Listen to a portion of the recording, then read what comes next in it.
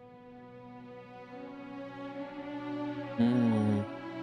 I'll drop a beacon, but it'll be a while before anyone finds us. Years, even. I'll miss you. Wake me when you need me.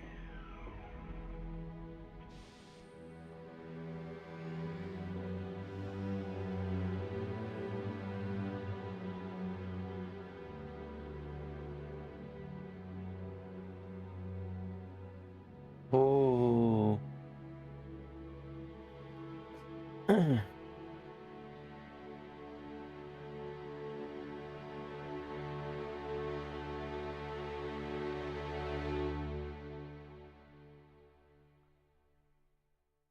Holy shit. So, new unlocks. One item.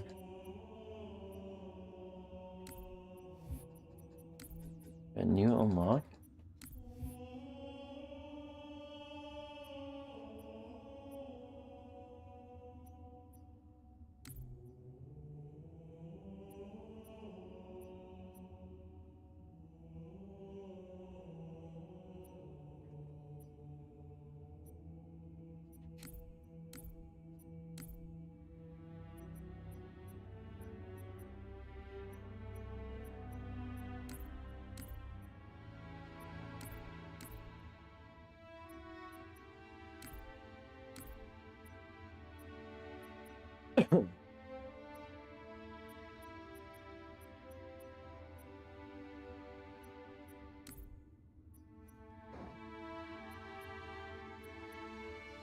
Oh, I can customize.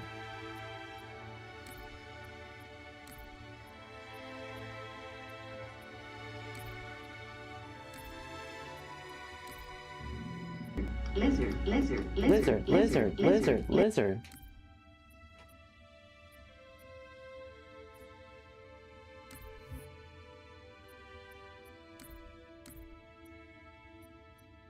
Spartan. No mess. Halo 3. Halo ODST. Halo 4. Also Halo Reach. Which I believe are coming up. Oh, this is Halo 2. Okay. あらあら。あらあら。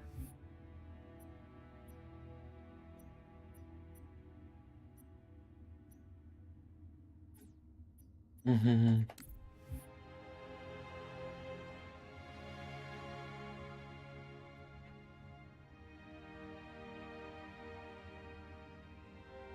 Beta strain.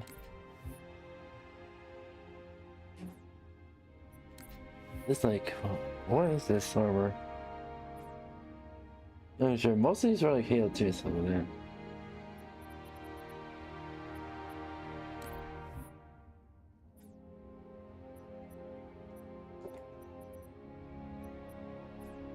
Anywho, that was fucking campaigns. Halo 3, Halo 3 ODST. The play kind of playing like in order of releases: Halo CE, Halo 2, Halo 3, ODST. And then ODST. Halo 4 was not made by. So it was Halo 3, Halo 3 ODST, Halo Reach, and then Halo 4. So next stream we're gonna be doing some Halo 3 ODST.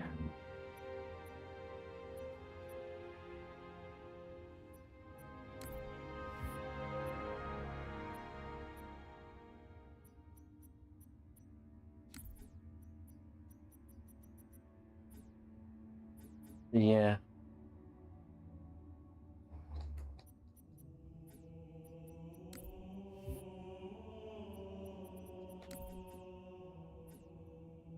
Of course. Is it like player ID? Something like that?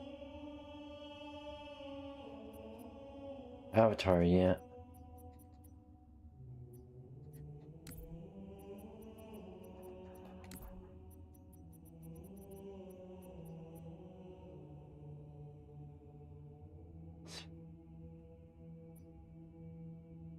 𝙂𝙚𝙣𝙚𝙧𝙖𝙩𝙚𝙬𝙧. On the arc. Yeah, 4 Terminal 1, Requiem. Lockdown Return. Delta. Complete Midnight.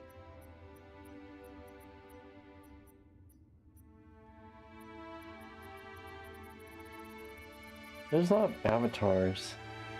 Anywho.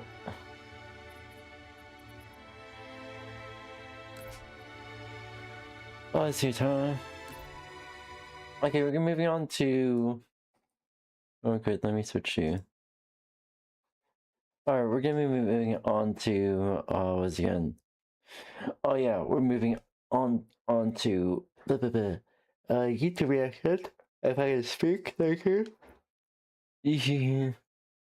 Oh yeah, anywho.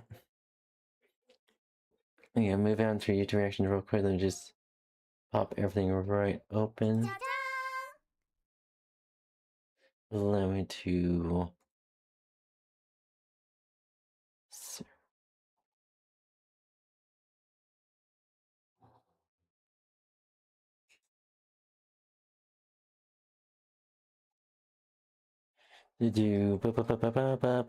Alright.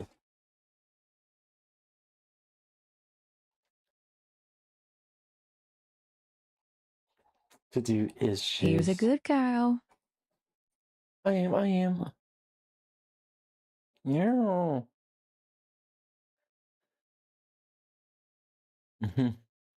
I can switch it to just Channing. Alright, there we go. And here we go.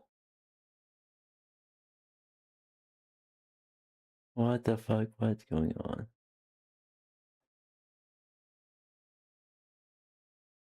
YouTube. Not BC Base. YouTube. Thank you.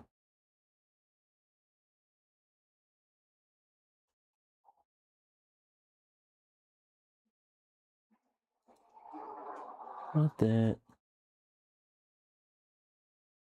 Not that either. There we go. OBS is kind of confusing sometimes.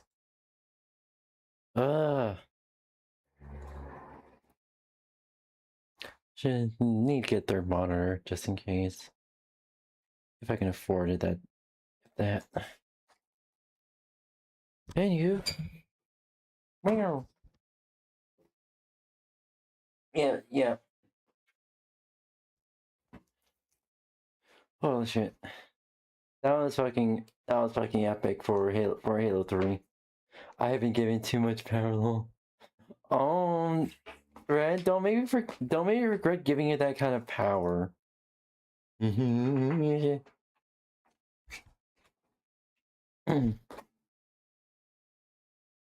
I've heard your response. I know.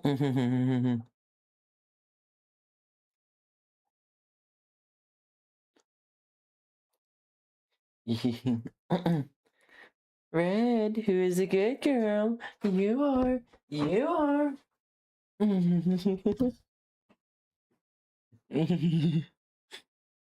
Good girl.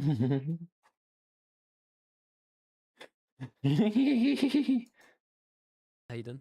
I'm still friends with him today. However, that is not how you spell his name, so that's kind of disrespectful. But look at this lore. Dear Hayden, you are probably wondering where I am. Well, I have gone to fight the Wither, so I will not be back for a while. While I'm gone, you need to feed my cats to make sure everyone is safe. From Ryan. What else should we look at in this world? This bridge is very... Anywho.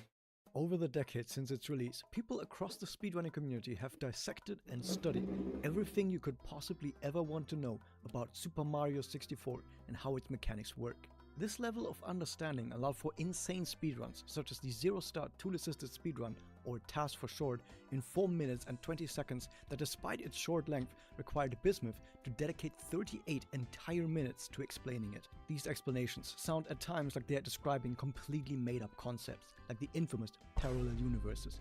so it can become quite difficult to follow everything that is happening on the finest levels of detail. But what if someone with ill intentions were to combine this technical knowledge with people's blind trust in experts in order to fabricate lies? Enter 𝙤𝙤𝙤𝙤𝙤𝙤. Have you ever wondered why all of these restrictions are in place for SM64 speedruns? And what even is the hold-L glitch? The reason behind why this particular SM64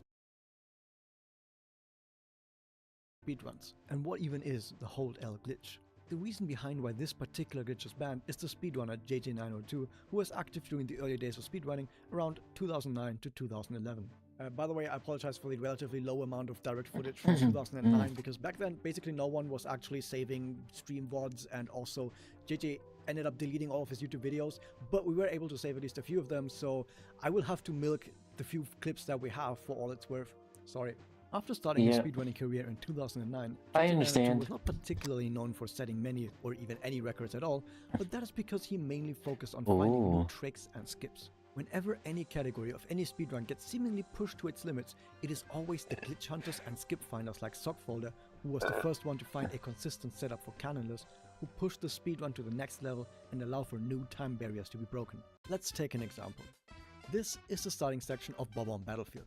To the right, you have both a ramp and an elevator that lead to the upper section of Bob on Battlefield, where speedrunners will usually perform the bomb clip to grab the star behind the chain chomp skate. To the left is a path under the tilting bridge that speedrunners will use to quickly climb the mountain. Climbing up the slope, however, can be somewhat slow, and this is where 𝙤𝙤𝙤𝙤𝙤 made his first move. If we go back to the very start of the stage, we can see green hills to the side, which seem to simply function as the barrier of the stage and mark where the playable area ends. For speedrunners, however, this is not just a hill, but a slope. And slopes are full of untapped potential just waiting to be unleashed. By sliding down the slope on Mario's butt, he will quickly gain a lot of speed that can then be preserved by jumping off the slope. The speed, however, would of course be lost once Mario landed. However, there are various tricks, such as most notably the speed kick, which allows Mario to conserve his speed for a little while and not lose it all immediately. And then what do we do with that speed? We jump really high. As Bismuth already pointed out in his 0-star task explanation video from earlier, Mario's double jump gains more height the more speed he has. Therefore, you could slide and jump off a slope, do speed kicks to conserve your speed while you position Mario where you need him to, and then unleash that speed into a massive double jump that reaches all the way to the upper part of Bob on Battlefield. Here you can then further conserve your speed with a glitchy wall kick and another double jump to more quickly reach the Bob on Tower. While this sequence of moves has been examined before and was at the time known as a theory, 𝙤𝙤𝙤𝙤𝙤 would be the first person to actually execute all of these moves in real time, even the glitchy wall kick, which is the hardest part of the entire sequence. Even to this day, this level of movement is mainly reserved for tool-assisted play, so was 𝙤𝙤𝙤𝙤 really that good? Or was he playing on an emulator and made the rookie mistake of trying to pass off clearly inhuman task movement as inputs done by a real person? Well, there was one major problem with this theory. 𝙤𝙤𝙤𝙤 was playing on a real Nintendo 64 with a Super Mario 64 cartridge. It was of course well known you could just play a modified ROM of the game on an emulator, but 𝙤𝙤𝙤𝙤 always played on a real Nintendo 64 using an SM64 cartridge, so clearly his input must have been legit.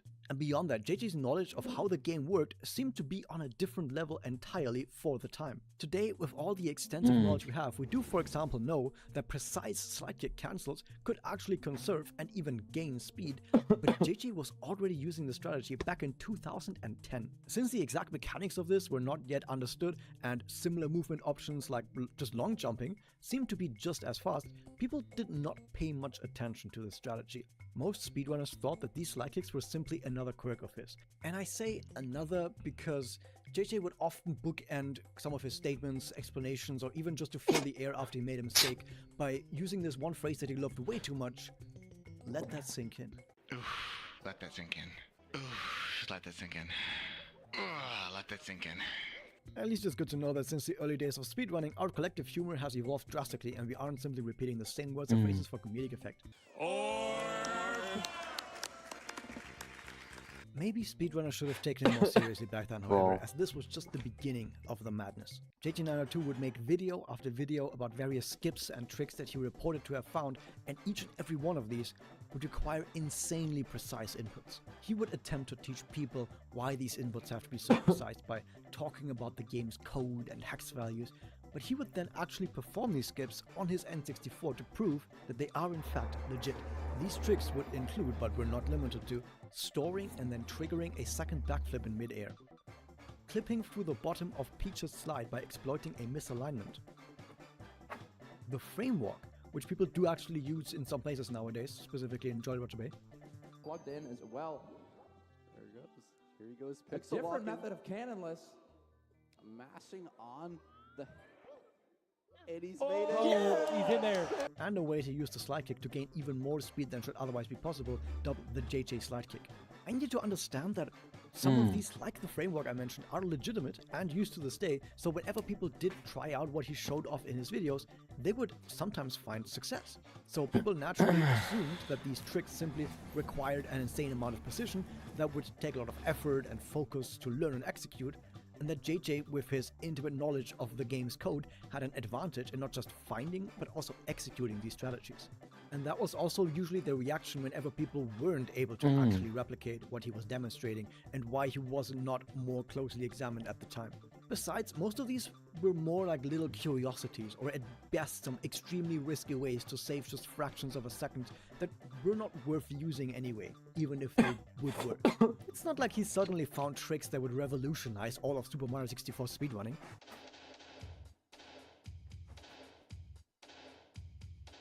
More video essays like this are in the works, so if you enjoy what you're seeing, please consider hitting that subscribe button. Thank you very much. Yep, okay, so this next one is admittedly a bit far out there, or rather, far up there. This is the 𝙤𝙤 triple, or simply known as the TTM upwarp, even though it's not technically an upwarp. For this trick, he reported using a highly specific spot at the beginning of Tall Tall Mountain, where two polygons were visibly not aligned correctly, and by abusing a misalignment between them and an absurdly precise angle on the control stick out of 65,000 possible angles, Marty would gain an extreme amount of vertical speed, allowing him to jump to the top of TTM. People back then probably felt the same about this as they did about Pankirk's explanations of parallel universes, but unlike him, 𝙤𝙤's TTM upward video did not become a well-known video the world over. Speedrunners simply tried and failed to replicate this trick, and every time someone asked 𝙤𝙤 about what they were doing wrong, he would simply state that they just weren't aligned to the correct subunit, and other such explanations.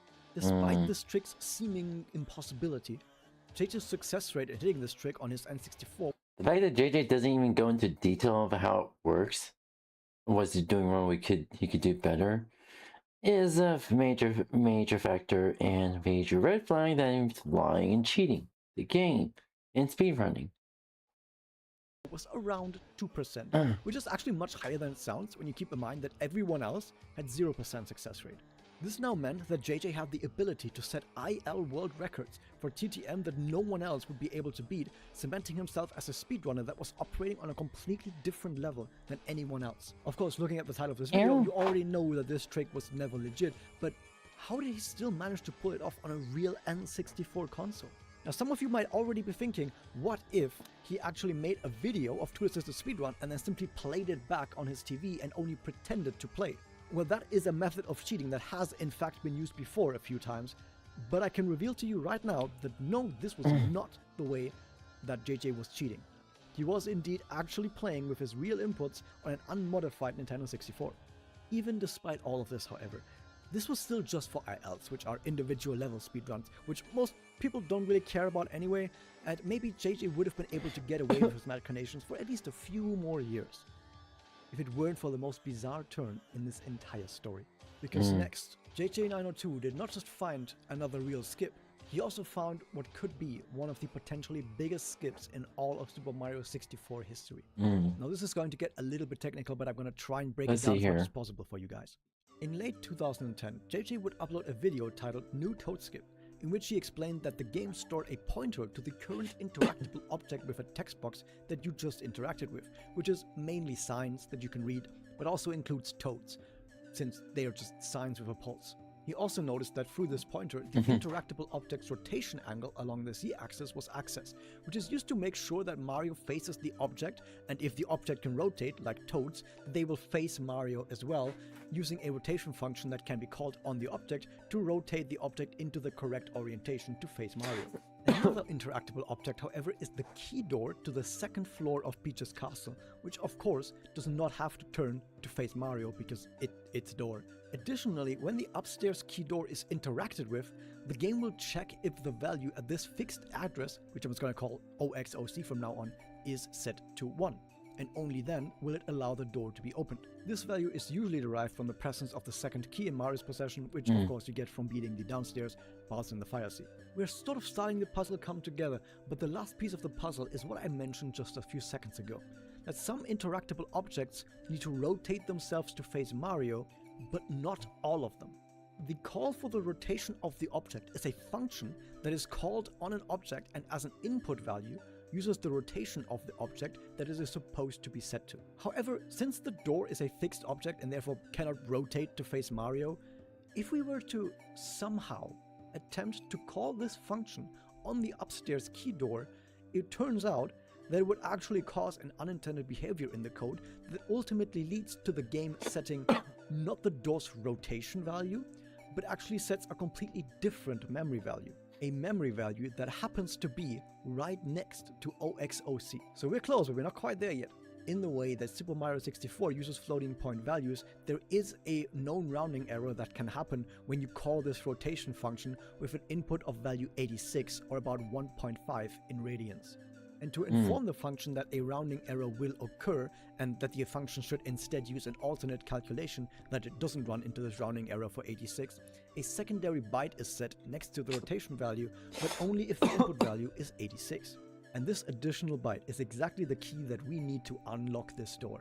What would happen in theory is the following. If the rotation function would be called on the key door with the angle 86, this rotation value would then get written into this garbage memory address right next to OWC, but then the rounding correction byte gets written into OWC itself, and that byte is true, which means 1.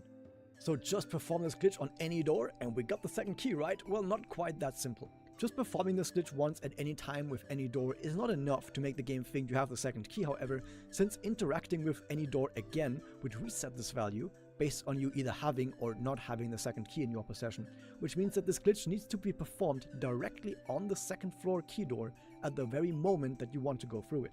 Well, hold on, all of this is just conjecture. We haven't even figured out yet how we're supposed to even call the rotation function on this door. It's supposed to not have access to it in the first place.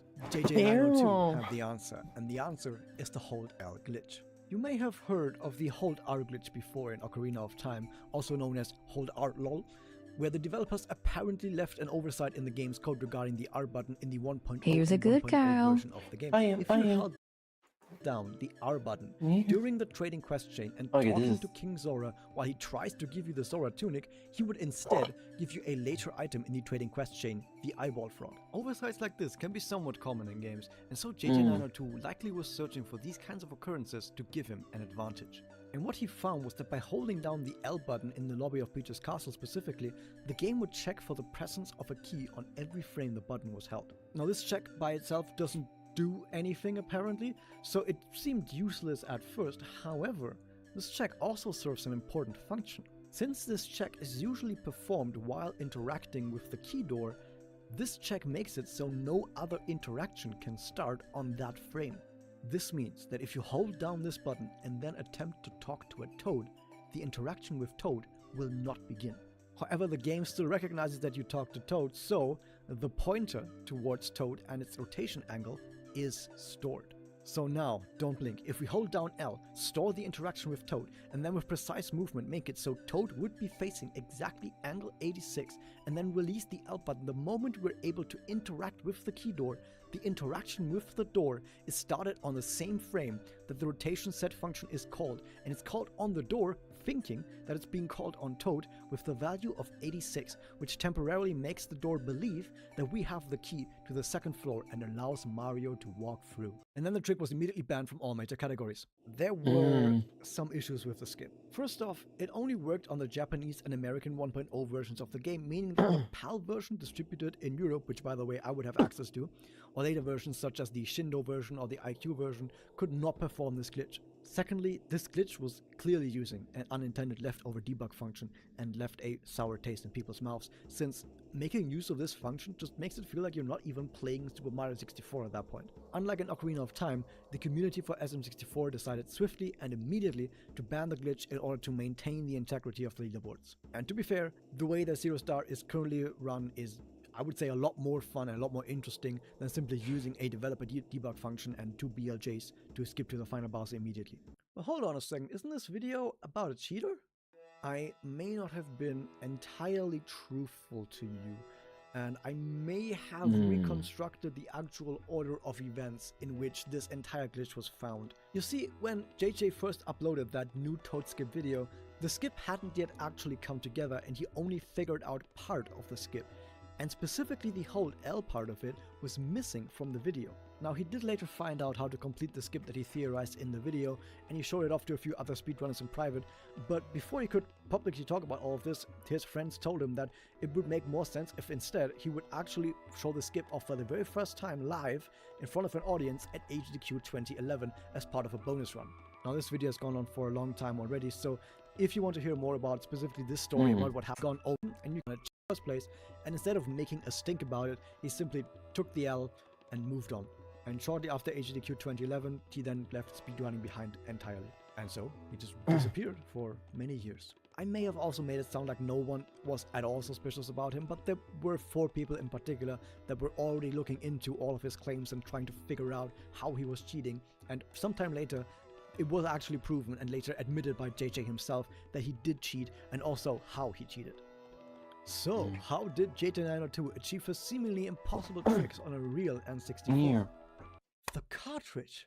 The knowledge how to inject a modified ROM onto a real cartridge that plays on a real N64 was at that point not yet widespread. So this method was not considered as much as it should have been, and I cannot blame any of the speedrunners at the time for not looking more deeply into this possibility, since no one even assumed that this would be a possibility. On top of that, his in-depth knowledge of the game was so extensive, and some of the things he did were in fact really possible, that he was given the benefit of the doubt over and over. He knew what he was talking about, he knew what he was doing, and he also knew that people can be very quick to trust people that are purportedly seasoned experts on a topic, and that if he bullshitted hard enough about technical details, that a lot of people can be made to believe anything. Now, what was actually different about his cartridge? Well, he simply added additional small functions that, for example, allowed him to jump further or higher when buttons on the D-pad were pressed, or simply gain a bit more speed. This means that tricks that, for example, required a certain amount of speed or jump height would be not only much easier, but even bad execution would make the trick maybe not fail at all. You could also find additional skips and tricks that would only work on his modified cartridge, but using his technical knowledge as a smokescreen, he would be able to convince some people that this was actually clever, possible but also on shitty. Modified Super Mario 64 cartridge. That's clever, but In also retrospect, shitty. Looking at all of the evidence, the fact that someone was able to, as far back as 2009, go into the game's code and examine hex values, should have tipped us off that maybe, just maybe, him injecting a ROM onto a real cartridge may not have been all that impossible. Thank you everyone for watching. I hope I was able to teach you at least a little bit more about... Also, Game Genie. Game Genie still existed even then, so I don't know how that possibility was not even thought of. SM64 speedrunning history. And if you show this video to your friends, remember to also tell them to be... Yeah. I shall subscribe.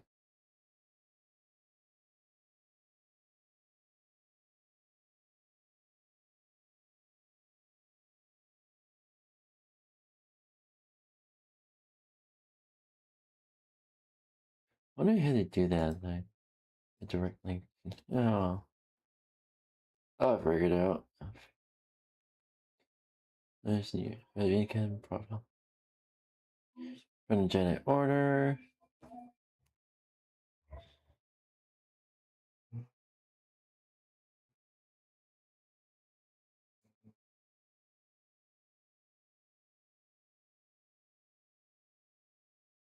Wait, why is it still labeled as gamer choice? Oh, okay. Well, quickly check YouTube and see what's going on. Oh god, oh god, oh god, oh god, Ooh. Ooh, charging.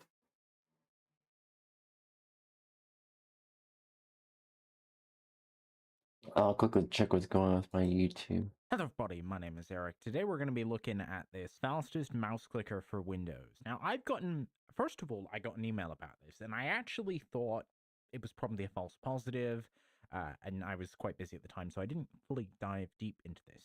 Yesterday, I got a Discord private message about the same thing with quite a bit of evidence, so I thought, okay, we got to take a look at this. This is weird. And it just gets weirder the more I look into this. So what is this? This is a project called the Fastest Mouse Clicker for Windows by the GitHub user Windows 2048. Now, the project comes in multiple flavors. You could either compile it yourself, or you could use the Easy Installer. If you proceed to using the Easy Installer, this seems to be where the problems come in. So if we go on over to the Issues tab and look at the closed issues, we notice that this is creating a folder. Now, we get a couple of things about virus issue, which doesn't really matter. A virus total is unreliable at best, and for something like an auto clicker, it's going to have a ton of flags. And this one only had one flag. So this was kind of leading me towards the same conclusion. But then we get something weird. So at this point, I think it was using Inno setup, but it seems that the latest versions don't use it. And now we have a couple of deleted comments, and someone saying that it's installing a miner. So we get another one that's specific. Okay, so I don't know why YouTube did not automatically change the title. Yeah, I even made sure it's like it's set to a new stream, but I guess YouTube glitched out. So yeah, there's that. Has noticed a so I changed the title for YouTube that they don't understand called Scientific Updater. It is installed and doesn't seem to give any use. That's a built-in update service. You can use the app without it if you go with the portable method. Now, they say this is in the project's main README, but it isn't. We looked. Updater. No mention of it.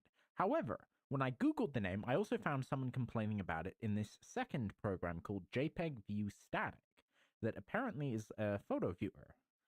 So, what do we find here? Well, at the bottom, we do see additional info. The Windows installer has a built-in updater service that may perform additional scientific tasks. When your CPU is idle, with small CPU and internet usage, the program uninstalls clearly. It is not a virus or malware. Now, I'm not sure I agree with that. I think slipping something in, at least on this page, they do disclose. If you have to specify some virus and malware, it is virus and malware. Disclose it. On the other, they don't. That is, using your resources is considered malware. There's also a level of obfuscation, which we'll see once we install it, but who knows? Yeah. So that would imply this is something like folding at home. Now, you should never, and I'm just going to say this plainly, loudly, there is no acceptable reason for any developer to ship any sort of resource abuse in their software. Now, if it is for a good cause like folding, this might be more forgivable than if it's mining Monero for the creator of this program. But we're going to try and get to the bottom of this. So let's actually install this. And the fact that this is called an updater when it's not an auto updater is also, in my opinion, blatantly malicious. So we're going to install it. And here, okay, so we can see that these two users are clearly related. That was another thing I found weird. Because at first I thought, okay, this must be from some widely used installer. No, it isn't. It seems that these two accounts are related, despite the fact that this person does use a different name than 𝙂𝙀𝙖𝙀. They could both be fake names, or one of them could be. So now we're installing the fastest mouse clicker. Now, it's going to be hard on this setup to let the system go idle, but what we can do is simply investigate this folder and look at how the scheduled task works. So this is now installed. So this is the auto clicker, and the auto clicker, as far as I can tell, is genuinely clean. And it does work. So let's now go and see where our mysterious file is installed. Now we can go to Task Scheduler, or my preference is usually sysinternals auto runs because it shows a bit more stuff. But we'll go to Task Scheduler and we can see pretty quickly in our local app data, I have found the folder. So we get Scientific Updater, and then there's a one in there, install config, unreal.dll, and then a QMQ.rel that I believe is password protected, but there is an easy fix for that. I believe the file's in the DLL. So let's open up Binary Ninja and take a look. As far as I can tell, these unrel DLLs are completely legitimate. I can't figure out why their scheduled task didn't install for me. So we'll drag the install config into Binary Ninja. These are pretty small DLLs. Hopefully we can easily... Oh, I completely forgot. Essentially what we're doing here is Stream I'm looking to avatars. see, okay, so these are going to be pulled from this get proc address. We know that the I forgot to launch a stream avatar. Sorry about that. Is the I just realized. unrel 0 fuck. DLL, so that's being passed in, and then we can see which things are being loaded, so we can use. There we go. Of course, we can also exclamation point join. load unrel 0 DLL. I usually remember because I have it saved on my like taskbar. Like fuck. God, again. Maybe if I did like that, I'll scroll by and see. Oh, stream avatars. Yeah, maybe we do that as well, so we can see what actually happened. Here's a good girl. I am. Okay, so this isn't. Okay, so I was wrong. I thought this was just like a. You're doing this way too much, Red. Regular shit, but no, this is actually not. This is not regular. I do want to look at Unreal 64 then. Is this a more legit looking DLL library? You can go to triage and we can actually just quickly see like what's exported. Yeah, I get not it. exporting much. It's that's usually red flag. I see a lot more. No, so this one actually does look to be wow. It's a legitimate raw archive opening software. So this is kind of just a wrapper. Oh, and we've got anti-debug, which is another thing that every piece of legitimate software does, you know. And then we can see the same pattern that we saw in the other one. So we know this function is rar open archive ex. So here's kind of the core loop. So unrar on install 2 will lead into this. Then so it checks if that is in the directory. Then it checks if that is successful. The extract rel function will take path name, works its way through here. But what we're interested in is the password for the archive, which I haven't found in here yet. So I'm going to try some dynamic analysis. So to debug a DLL in x64 debug, you put path in, you put run DLL32 in. This is 64-bit, so we don't have to, but if it was 32-bit, we'd use syswow version, and then we put the function that we want to run. And now we've got run DLL set up, so when we restart this, instead of throwing run DLL error, of course it's going to terminate instantly, but we can fix that. Yeah, so now we can we end up paused into DLL main. There are many ways we could have found the entry point, but what I ended up doing was, because I know one of the first things it does is debugger attached, so I hooked that by putting a breakpoint on it. Then I went back to what that returned to, and then I found what looked like the start of the function and just added let me go grab my chips real quick. A comment saying this was the entry. And then I spent quite a bit of time trying to figure out the anti-analysis, because the program keeps dying at the moment I run it, but suddenly I noticed it's not just this debug. In the same if statement, there's also a reference to another function. So that's probably our magic. Okay, and I cracked the anti-analysis. So what we have going on here basically is these checks, which set these registers, and then these registers are checked here. So we can actually look and see. So RSI, let's see what's in RSI, is this value. And what's in RX? Now we're just going to jump back up.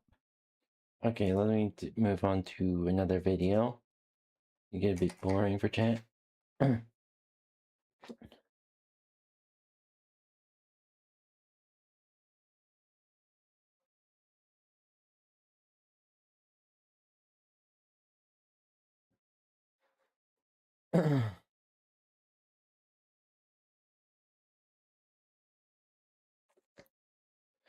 Oh my god.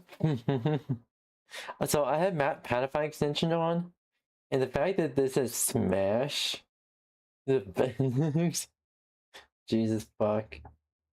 Oh my god, don't give it any ideas.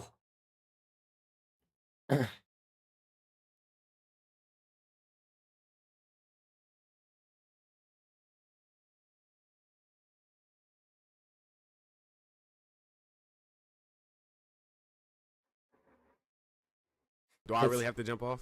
Or is there something across? Let's see this. Oh, okay. What's going on here? Oh! It's a cutscene. Cutscene? Oh no. Oh! I don't even think Shadow is the real threat, bro. It's my skill issue that's the fucking threat. Like, look! I'm surprised he didn't even catch me yet. Go, go. Oh, damn! Oh yeah, we're cooked.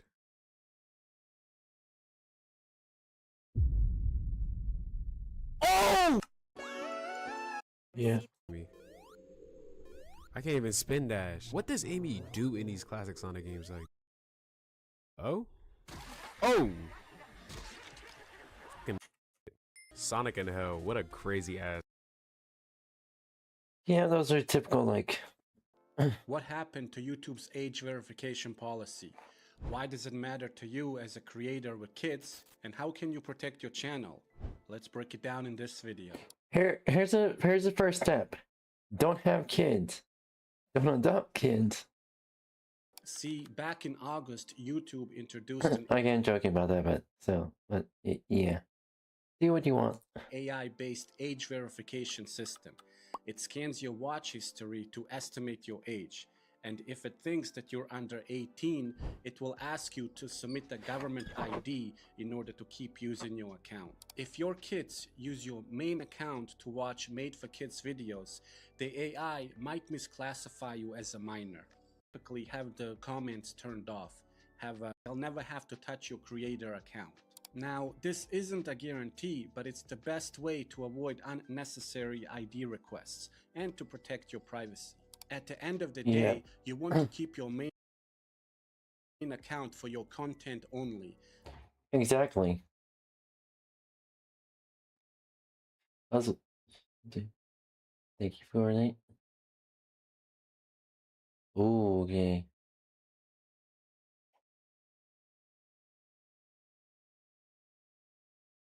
Easy. Okay, okay. Film theory.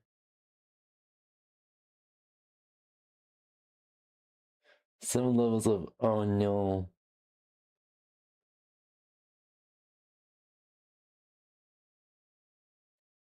Okay. Okay. YT age verification is just stupid. It is stupid. With the rise of AI, we've seen something of a criminal arms race spring up. From deep-fake Joe Biden phone calls to jilted employees framing their bosses and disturbing ChatGPT conversations leading to arrests, today we'll be covering truly unsettling cases of AI-related crimes. The racist principal AI scandal. This case involves a Oh my god. I think I heard of this story. rather slimy high school sports coach who participated in an elaborate AI conspiracy, though his plot would backfire in disastrous fashion, ultimately leading to jail time.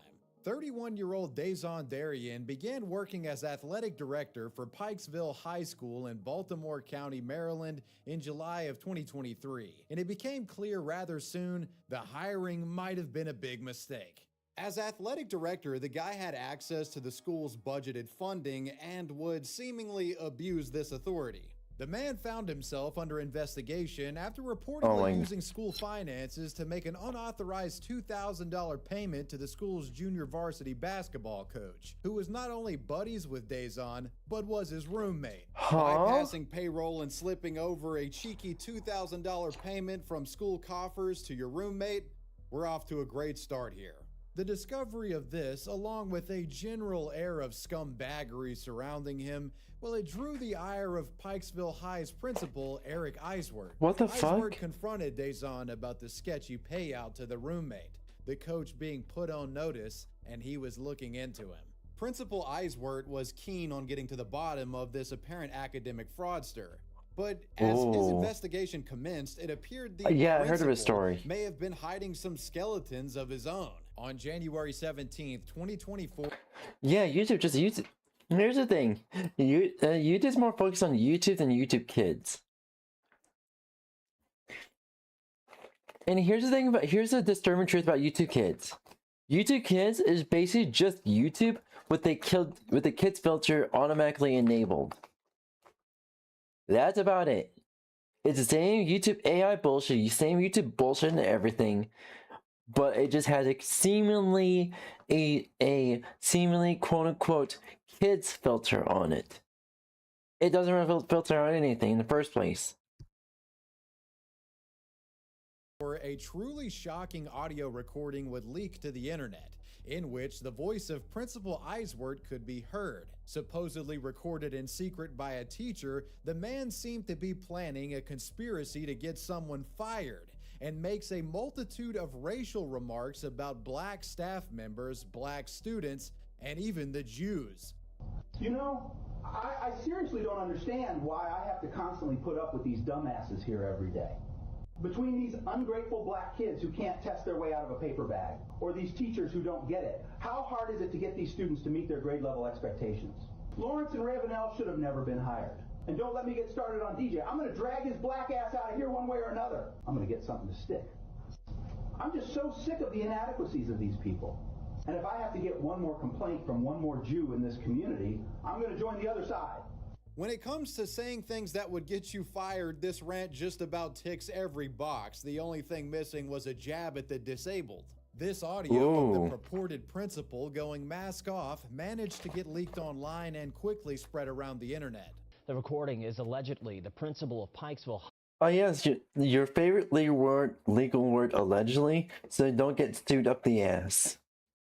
You're actually more often than not, employees, including like a news reporting outlets, are trained on that. High school making racist and anti-Semitic comments about students, community members, and staff.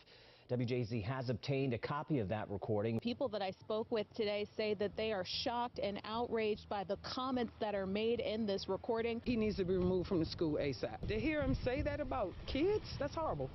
I mean, absolutely horrible. WJZ stopped by 𝙂𝙚's home to see if he had a comment about the recording. Hi, I'm looking for Principal 𝙂𝙚.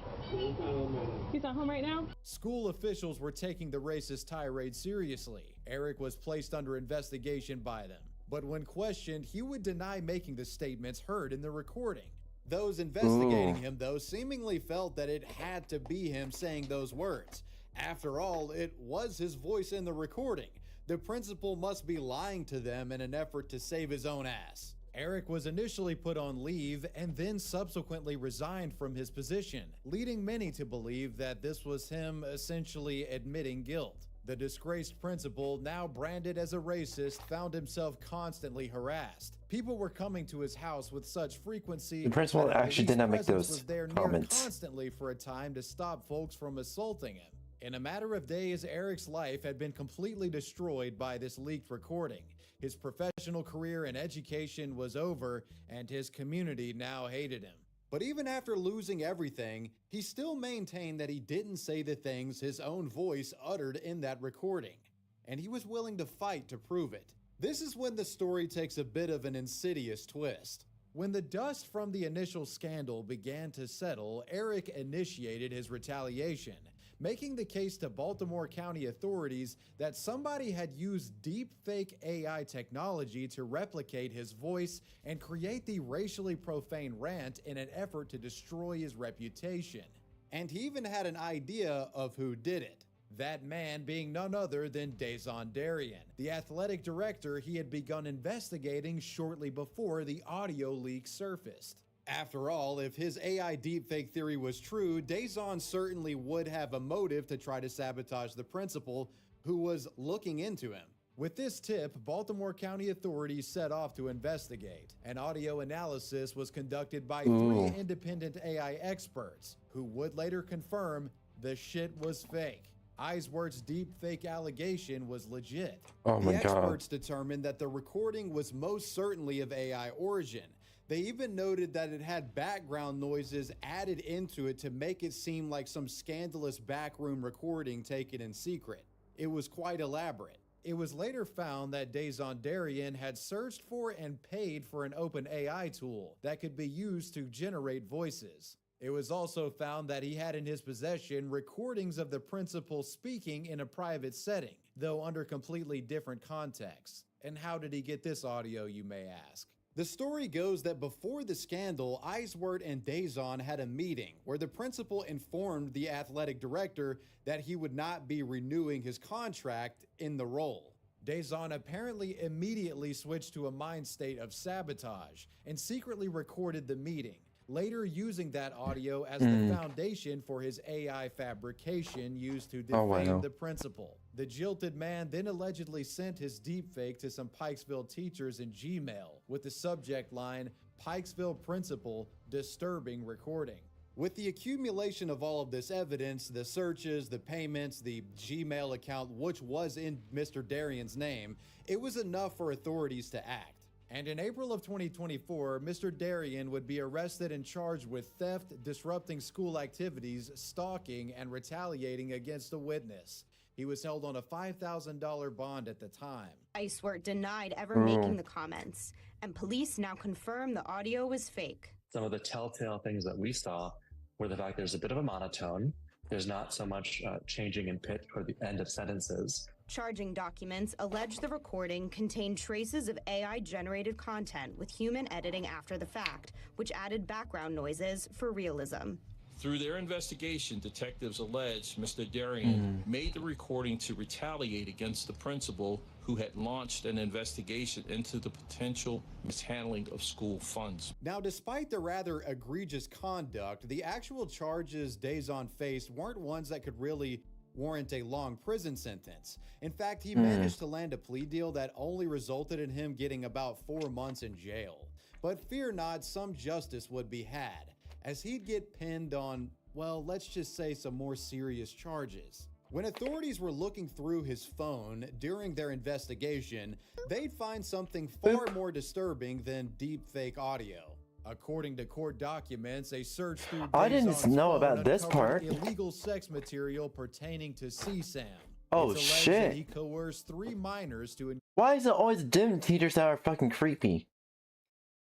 Is that the gym teachers, reading teachers, or the fucking principals? engage in sexually explicit conduct while on camera, including paying one of them on Cash App for the illegal content. Because of this, he was charged with possessing CP and exploitation. 𝙂𝙤𝙤 would actually be arrested for these disgusting crimes while in a court hearing for his state case pertaining to the deepfakes in January of 2020. Oh yeah, my reading teacher back in my grade school days, she was a bit weird around kids. This cis woman you're talking about here. She was quite a bit weird around kids. And I am not sure anyone picked it up, but I certainly picked it up, and I was quite uneasy around her. 25. Mr. Darian, the deepfaker, faces anywhere between 15 to 30 years in prison if convicted for the CSAM charges. But before a motions hearing could even start, Darian was placed in handcuffs and turned over to federal marshals. They arrested him on a warrant. That led to his state trial being postponed. Darian waived his appearance and gave his attorney permission to continue that hearing without him. While there seems to be some justice being enforced in terms of 𝙂𝙤𝙤, what about redemption for the principal whose life was ruined? In January of 2025, Eric Eiswert would file a lawsuit against the Baltimore County School District and 𝙂𝙤𝙤 Darian over the false AI recording, alleging that this was a larger conspiracy between multiple Pikesville school employees to get himself fired and defamed. Eiswert even alleges that the school administrators who investigated him during the scandal actually knew that it was fake but just played along with the situation. It's like some school staff had already wanted Eric gone and they used this convenient deepfake situation as a vehicle to get him out for good. Eric's legal team is also accusing the school district of negligence.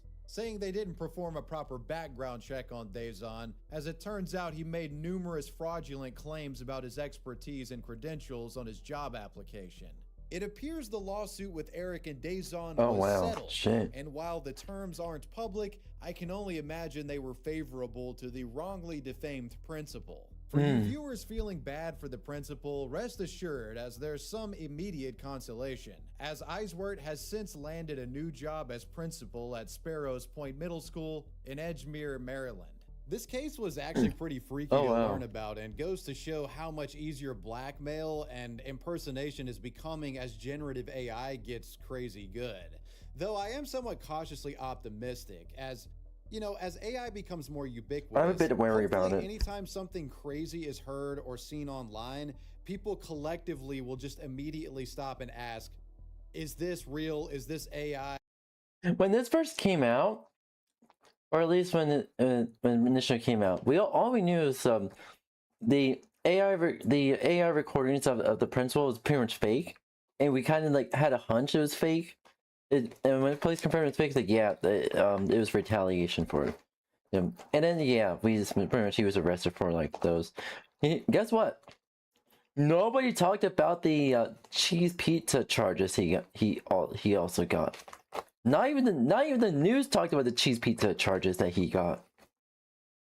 So like I'm actually flabbergasted about it. Like, how the fuck does the news, that the very news media wants to cover this fucking shit, doesn't even bother to cover it? Oh, what the fuck? Is somebody jerking me off here? Moving on.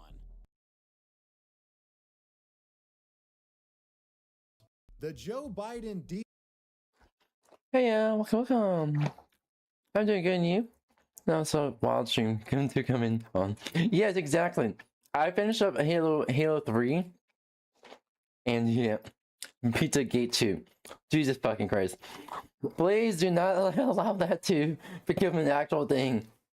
You know, it's alright taking anything on YouTube, because Oscillate and all that fucking shit. Still, you think the important stuff to like actually like report on, especially the cheese pizza charges, the news did not report on it. Several YouTubers did not report on it. Nobody caught wind of that part of the situation, but we all caught part of the AI deepfake situation. Like, holy shit! Deepfake incident.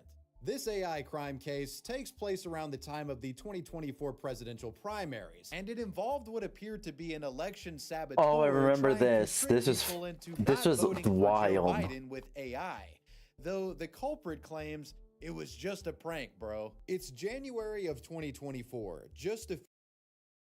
Oh, geez, so basically, the gym teacher from the previous story we were watching, basically, he was charged on several counts of possession of a cheese pizza, solicitation of cheese pizza from a minor, and basically sexual misconduct with a minor as well. So yeah, that gym teacher is fucked up. He is very fucked up, and the fact that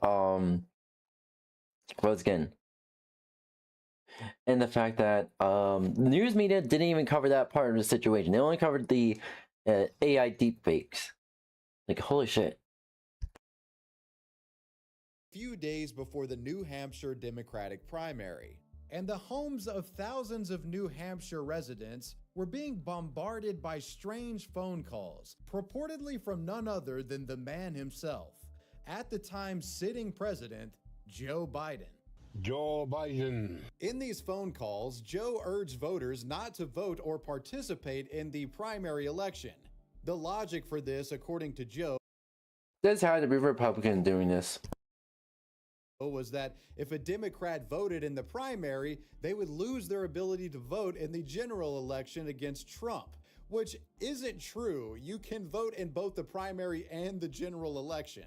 This is Hampshire held what's known as a non-sanctioned primary. Their primary was for all intents and purposes a straw poll, though it was only because he was written in by supporters. And because of these circumstances and the non-sanctioned element, Kramer's defense was able to successfully argue that the man didn't technically violate voter suppression laws. On June 13th of 2025, a jury sided with Kramer and he was acquitted of all charges, though he still faces a fine with the FCC. The man has stated to the media that he's not paying any of the fines. The AI arsonist. Our next case is a truly strange one, not involving AI necessarily being used to perpetrate a crime, but seemingly it helped facilitate the crime's ideation, and AI was actually allegedly consulted with after the crime was committed. In January of 2025, the Pacific Palisades wildfire wreaked havoc in Southern California. What? I heard about the California fires, but it was a result of someone consulting with an AI? What? Incinerating over 23,000 acres of land and obliterating over 6,000. No, now I know that news media cherry picks what gets on news. We already had known that before, but this is fucking evidence. Fucking hell. Well, let's talk about the California fires. That's gonna make us way more money to talk about someone consulting with an AI to make those California fires in the first place. 1,000 structures and homes, taking 12 lives in the process. The disaster resulted in close to $150 billion in damages. I think when it comes to California wildfires, a lot of people have this idea in their heads that these things just start naturally. Like a bolt of lightning hits a tree and the whole place goes up in flames. And yes, this does happen, but there are many cases where a singular person can be responsible for an entire regional inferno. California authorities would come to believe that the Palisades fire was indeed of human origin, and many were questioned in their efforts to find a potential culprit. Though one person they questioned shortly after the fire was later found to have something interesting on his phone that helped point them in the right direction in regard to landing a suspect. On October 7th, 2025, 29-year-old Jonathan Renderneck was arrested and charged with destruction of property by means of fire. He was being accused of having something to do with the Palisades fire. Jonathan was staying in Florida at the time of his arrest, but was apparently living near the Palisades at the time of the disaster. A Florida man allegedly responsible for a California wildfire. You can't make this shit up. These guys have no jurisdiction when it comes to their madness. So how is this guy living in Florida linked to a fire that happened like 7 months prior? Well, using video surveillance footage, witness statements, and cell phone records, investigators allege this individual was near the location where the fire began and had the means to create such a fire. I'll cover that stuff here in a little bit, but the most intriguing part of the evidence pertaining to today's video is supplementary evidence that gave a potential motive to John's alleged actions. And it's all stuff that was found in his ChatGPT. In the months prior to the Palisades fire, Jonathan allegedly submitted prompts generating images on ChatGPT. These prompts asking AI to create a, quote, dystopian painting showing a burning forest and a crowd fleeing from it, which is what you're seeing here. His prompt to the AI tool included the text, quote, in the middle of the painting, hundreds of thousands of people in poverty are trying to get past a gigantic gate with a big dollar sign on it. On the other side of the gate, the entire wall is a conglomerate of the richest people. They are chilling, watching the world burn down and watching the people struggle. They are laughing, enjoying themselves, and dancing. Fast forward to about a month before the Palisades fire, Jonathan allegedly inputted another suspicious prompt to ChatGPT that simply stated, quote, I literally burnt the Bible that I had. It felt amazing. I felt so liberated, unquote. This is all circumstantial evidence that certainly makes you think he had been fantasizing about a fiery cataclysm. But now let's move on to the more tangible stuff pointing him to potentially starting the fire, which led to prosecutors pursuing a case on him in the first place. State prosecutors allege Jonathan was working as an Uber driver on New Year's Eve in the Palisades area. and at some point on this evening, during some downtime, he briefly stopped at the Skull Rock Trailhead hiking area in the Palisades. They allege that he took a lighter with him on the trail and started an unauthorized fire there just after midnight. Prosecutors allege that around this time, he was listening to a French rap song called 𝙂𝙚𝙣𝙚. You have to bear with me on that. 𝙂𝙚𝙣𝙚. It's to note that in the music video for this song, a person can be seen lighting a trash can on fire. At 12:12 a.m., a surveillance camera located several miles from this location captured imagery of a fire burning out of control. Hello. This blaze. Hello, how are you doing today? Hope you're doing well. Currently doing our lunch break right now. Moving on to Minecraft soon. Would become known as the Lockman Fire and would later spread and evolve into the greater Palisades Fire that most of you know about. Just minutes after this imagery was recorded, Jonathan called and made several unsuccessful attempts to dial 911.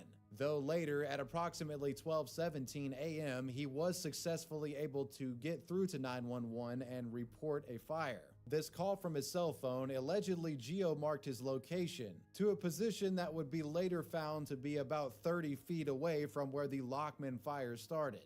After making the report, it's then alleged that John logged on to ChatGPT and asked the question, quote, "Are you at fault if a fire is lit because of your cigarettes?" unquote. Prosecutors say at around 12:20 a.m. he left the scene, but soon returned. Why do people incriminate themselves like that? I'm doing good. I'm doing good.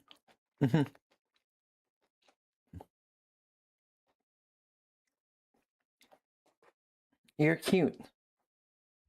After the fire crews had arrived, and he allegedly took photos and videos of them fighting the fires, doing so for a bit before leaving for good.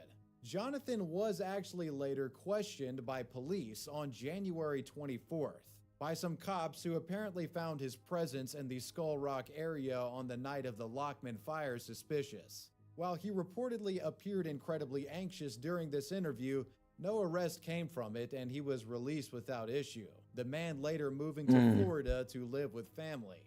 In the meantime, California would spend close to 2 years narrowing down potential suspects, which finally led them to following up with Jonathan, discovering the ChatGPT stuff, and then making the arrest. Aside from all of this, there has been much testimony from those who have known Jonathan personally, as well as online images portraying him as, well, something of an unhinged fellow with emotional problems. He's been described as obsessed with fire and violent. Whatever the case, he's now facing some serious charges, and if he's convicted, he's reportedly facing up to 45 years in prison.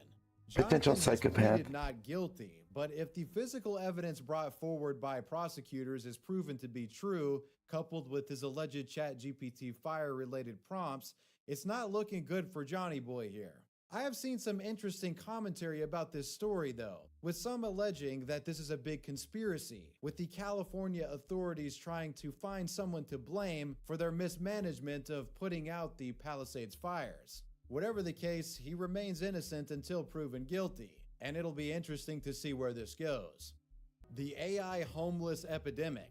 There's been a recent AI prank-style trend on social media that's been making the rounds lately and causing problems for police. Basically, some unassuming parent will receive a text message from their kid, which includes a photo of a homeless man sitting in their living room or standing at their front door with the child, and the kid will claim that they invited the stranger in. Naturally, parents are going to freak out at the sight of some random disheveled stranger hanging out with their stupid, naive kid. Hello? Yeah, who is he? I don't know, look like Dave. I don't know. He's still here. I had to walk away. He's still here. He's in the living room with Haley.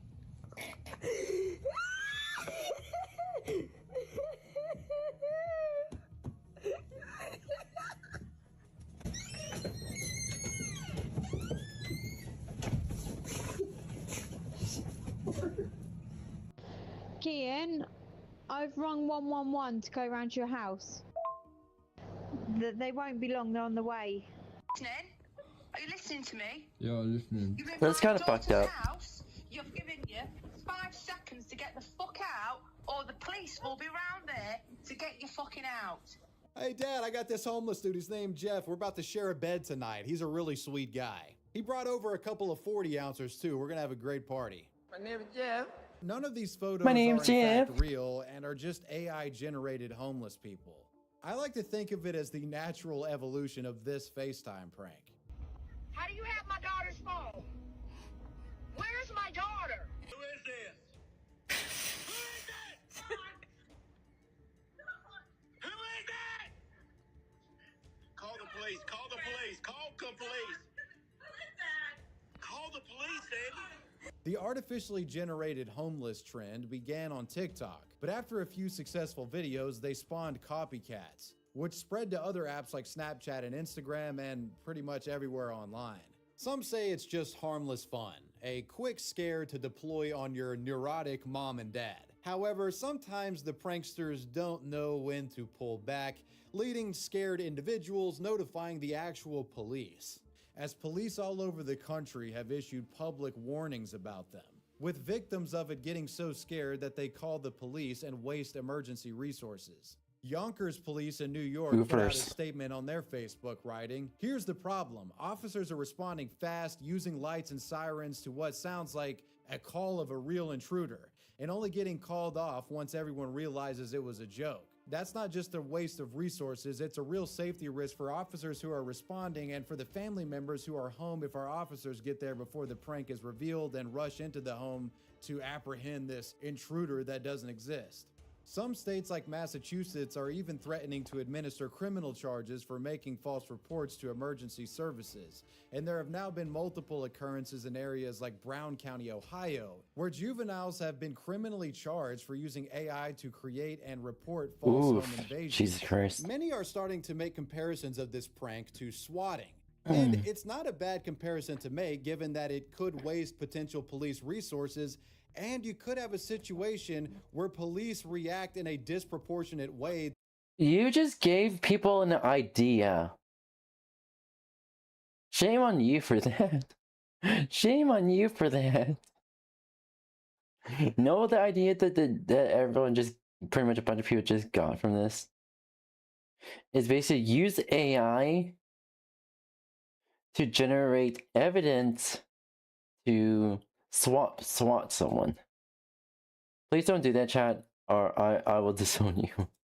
To a danger that doesn't exist, and it gets somebody killed. It'll be interesting to see how this AI phenomenon plays out. As AI images become more and more indistinguishable from the real thing, it's disturbing to think that we could get to a point where people wanting to actually harass or deceive law enforcement could use this tactic as a swatting-like strategy to falsely implicate individuals for crimes Jesus or Christ. create false panics. Yeah. AI face scan arrests the wrong guy. This case is different from the rest in today's video in that AI wasn't actually used to commit a crime, it falsely accused an innocent person of perpetrating one. Back in November, it was about a kidnapper. In their investigation, at the time, newfangled AI face scanning technology. Ooh.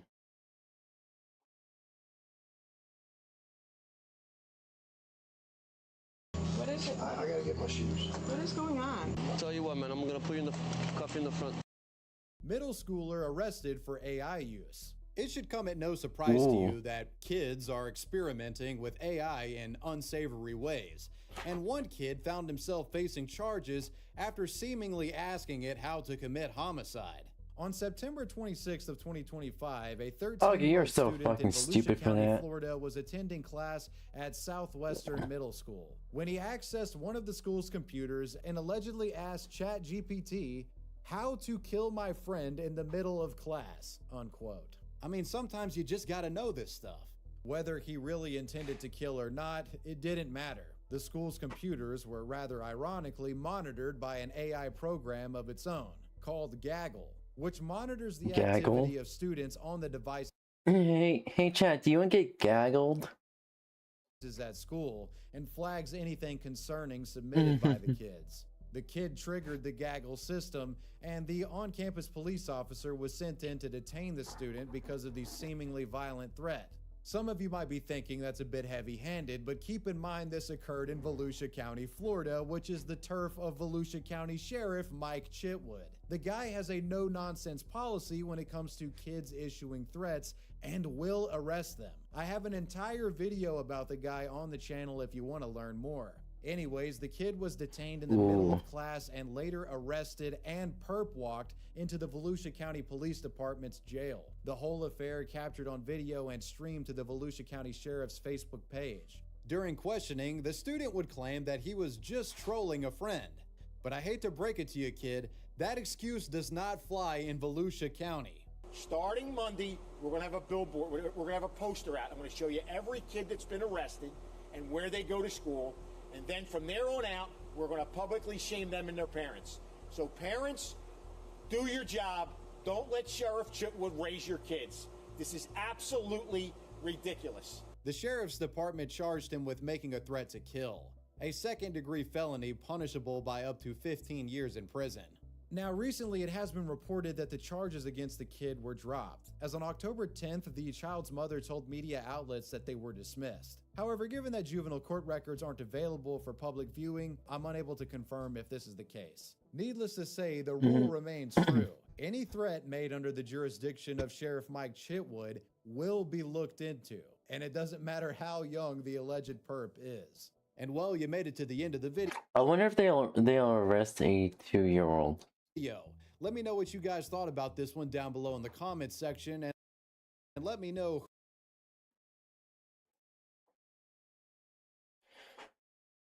Alright, So YouTube is now trying to clap creators cheek for fighting against the AI moderation. I think we're all at risk.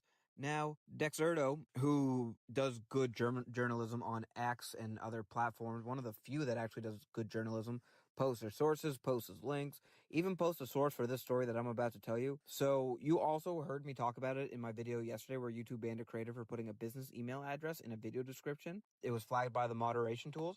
YouTube actually responded to this, so updates from YouTube. This is a false story designed to stoke fear for clicks. 𝙂𝙚𝙣𝙚𝙧 didn't reach out to verify this before posting, so here are the facts. This channel was terminated correctly for violations that had nothing to do with their business email. The vast majority of content moderation decisions we reviewed on X have been correct. When we make a mistake, we own it and work hard to fix it. And that's why there's tons of channels fighting with you right now, currently on X, trying to get their channels back for false flags and moderations. Even some bigger ones that are still waiting to be reinstated. Well, you guys get this AI moderation under control. I get that you're trying to speed things up because there's a ton of channels, but AI. Here's the thing with me. I recently got one of my channels. What was it again? It's actually 2 of my channels that got a copyright strike by a false entity. You see, I looked into this entity to see if there's an actual business, public records of a business. No. This is actually someone in some third world country trying to profit off of small creators by copyrighting the ever-living shit out of them. And I looked into it. I let YouTube know, hey, this is a false copyright strike. I'm gonna let my attorneys know about this. And additionally, I also had forwarded this situation to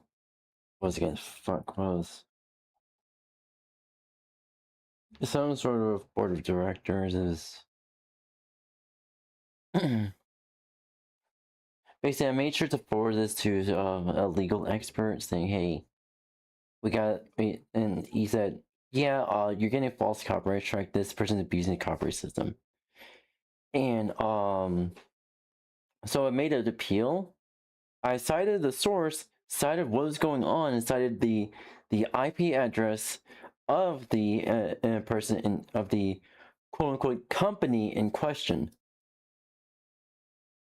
And he said, no, we're keeping it. So I was like, fuck you. Here's the thing, the portion that copyrighted was absolute silence. Is absolutely silent. Like, no sound whatsoever. Like, what the fuck? I should never be Oh wait, fuck. My brain goofed. It was not just the sounds of it they copyrighted. They copyrighted the entire goddamn stream from start to finish. So I knew that it was fucking fake, but YouTube refused to even listen. The jury, judge, and executioner. As we I don't fucking know. YouTube has too much trust in AI. I'm not the only one in this situation. There's been countless situations where creators have been copyright strike and nearly terminated because several of the videos in their entirety were copyright striked. Not even a segment where it's like, oh, play the music for 2 seconds, it copyrighted. No, it's an entire video. The entire video of most of the creators was no background music whatsoever and just talking. And the entire video got copyright striked. I don't fucking know why YouTube allows that. So I also did a test myself on a throwaway account, just like 10 minutes of silence, and I put it and I put in like and I put a title of the video, something basically daring scammers to try to copyright strike that video. It got copyright striked multiple times. A silent video, blank, nothing. It got copyrighted multiple times. So yeah, YouTube's AI is fucked up. Yeah, we do. There's several contenders, but like no one is as big as YouTube. So unfortunately, YouTube is the unfortunate de facto monopoly for video uploads. There is TikTok for like, the monopoly for shorts, but like YouTube's the main monopoly for like long form content. Yep. all know, and we can see by channels getting banned left, right, and center. And I even feel like just talking about this, we're all at risk. But yeah, tons of. And there's a situation where multiple users got banned for being seemingly connected to a Japanese YouTube channel, Japanese-based YouTube channel. So I knew there's probably something wrong and a huge oversight with their channel hashing system, the way they hash channel IDs and stuff like that. They're probably like a big oversight, and pretty much that's how the whole thing got started. So yeah. People use this on X. Moist Critical uses Dexerto for information. Dolan Darkest uses Dexerto for information. A lot of rant and reaction channels like myself use that. So there's the bread and butter. There's the tea. That's how it's all getting done. And now YouTube is going after them, which you can also see on X, where people will be like, hey, you flagged me falsely, and YouTube will reply in under 2 minutes saying a human has reviewed this. It is staying, with no timestamp or information on why the ban happened. So I think YouTube actually needs to be accountable and say, like, this is the timestamp in the video on why we ban you. Yeah, YouTube's never accountable. The reason why they never really specify is they don't get sued. And there's timestamps for like copyright stuff. So like into copyright, there's several times that they copyrighted absolute silence, or they copyright a goddamn car engine. Yes, that's a thing. Companies will copyright you. Car companies will copyright you for recording your car's engine. It's fucking wild. It is fucking wild as shit. Hell, there was a situation where Ferrari was called out for copyrighting a creator's a Ferrari car engine, and they got blasted into the fucking ground by social media. They had to retract their statement and retract the copyright, and Ferrari was actually sued over it. And Ferrari had to pay out a settlement, basically. And let the creator do better, appeal it, take the video So down. it's not just YouTube's AI that's fucking wild. It's fucking companies that are fucking wild, like copyright for everything. They're copyrighted, you try to attempt to copyright you for fucking silence. And then there's a scammer too, who copyright for they try to copyright your entire videos. I had that happen once. I threatened YouTube for a lawsuit and litigation. And I cited my sources, and I cited this was actually fair use. So yeah, YouTube admitted fault. YouTube eventually admitted fault. Companies can't actually copyright other companies' videos. They actually have to go. They would actually risk an actual lawsuit between companies. So yeah, companies bully like small creators and something because they know that small creators don't have a platform, and scammers try to scam small creators and try to harass small creators because they know they don't have a big enough audience to make an impact. Work with creators to stay on the platform instead of just firing us all off like we're just waiting in line to, you know, jump ship here. So yeah, this is actually getting crazy that now they're doubling down and clapping back at big accounts like 𝙂𝙚𝙣𝙚. But let me know what y'all think in the comments below. Like, comment, and subscribe. Help a brother out. See y'all. It's fucking wild. It is fucking wild and a half. Here's a good cow. I am. 5 nights. 4.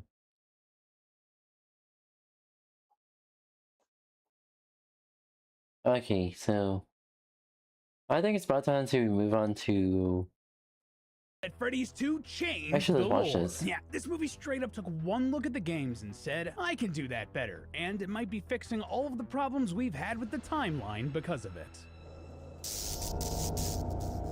Hello Internet! Welcome to Film Theory, the show that's possessing your YouTube homepage. The only way to make sure it doesn't destroy the whole website? Open the subscribe button-shaped music box and let her rip. So after years of waiting and more theories than you can count on one hand, the 5 nights. Okay, I can't wait to see how he explains this.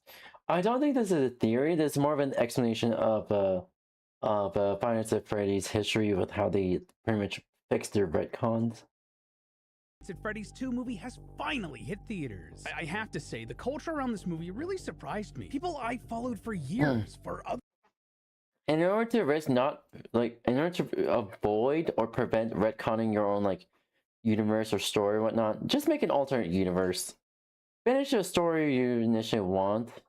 You're making, make it actually make sense first, and then if anything that you want to do more that you pretty much was forced not to do in your current edition that you're making, you make an alternate universe and add all this stuff there. Other things came out of the woodwork to express their love for this series with this movie's release, and that's just so much fun. And like, it just really created an environment in the theater that felt like peak 2010s midnight cinema releases. Team Theorist actually did a group outing watching the whole movie together, and we really appreciated the energy of our audience. Also, shout outs to the rad employee at the Cinemark Bistro here in Raleigh who talked to me on the way out of the theater. Yeah, here's the theory that I promised we'd make, and sorry I didn't catch your name. My brain was in full theory crafting mode, but thanks for saying hi. But speaking of theory crafting, dude, there is just so much to talk about here. Like, first off, the fact that my friend, former film theorist, and official movie star voice actor Matthew Patrick completely disappeared into his role for this movie. Like, not gonna lie, if I didn't know that Matt were Toy Bonnie in this, I wouldn't have been able to clock it, in a positive way. But other than that, oh boy, does this movie do a lot for FNAF lore. So much so that when Tom and I had our little huddle talk after the movie came out, we both came away with so many questions and ideas left to explore. Like, what was up with that dream sequence Vanessa had? The puppet seems to have new powers here? What does that mean for the future of the series? And oh god, a second mic has appeared in the movie theater. That right there is surprisingly huge. We have a lot to talk about, loyal theorists, so today I want to go through this movie and its plot to hit the biggest points of discussion and theorize about them. And by the end of our theory today, we're going to have a clear picture of what the future of the FNAF movies is going to look like. Because we're definitely getting like a dozen of these things. But here's the TLDW. The FNAF movies are Scott going back to tell the real story he always wanted to tell and putting the pieces of his mistakes back together again. Get your Freddy masks. Oh, this is gonna be good. Plus, allow me to like use the bathroom real quick. I'll be right back. Alright, chat? Continue.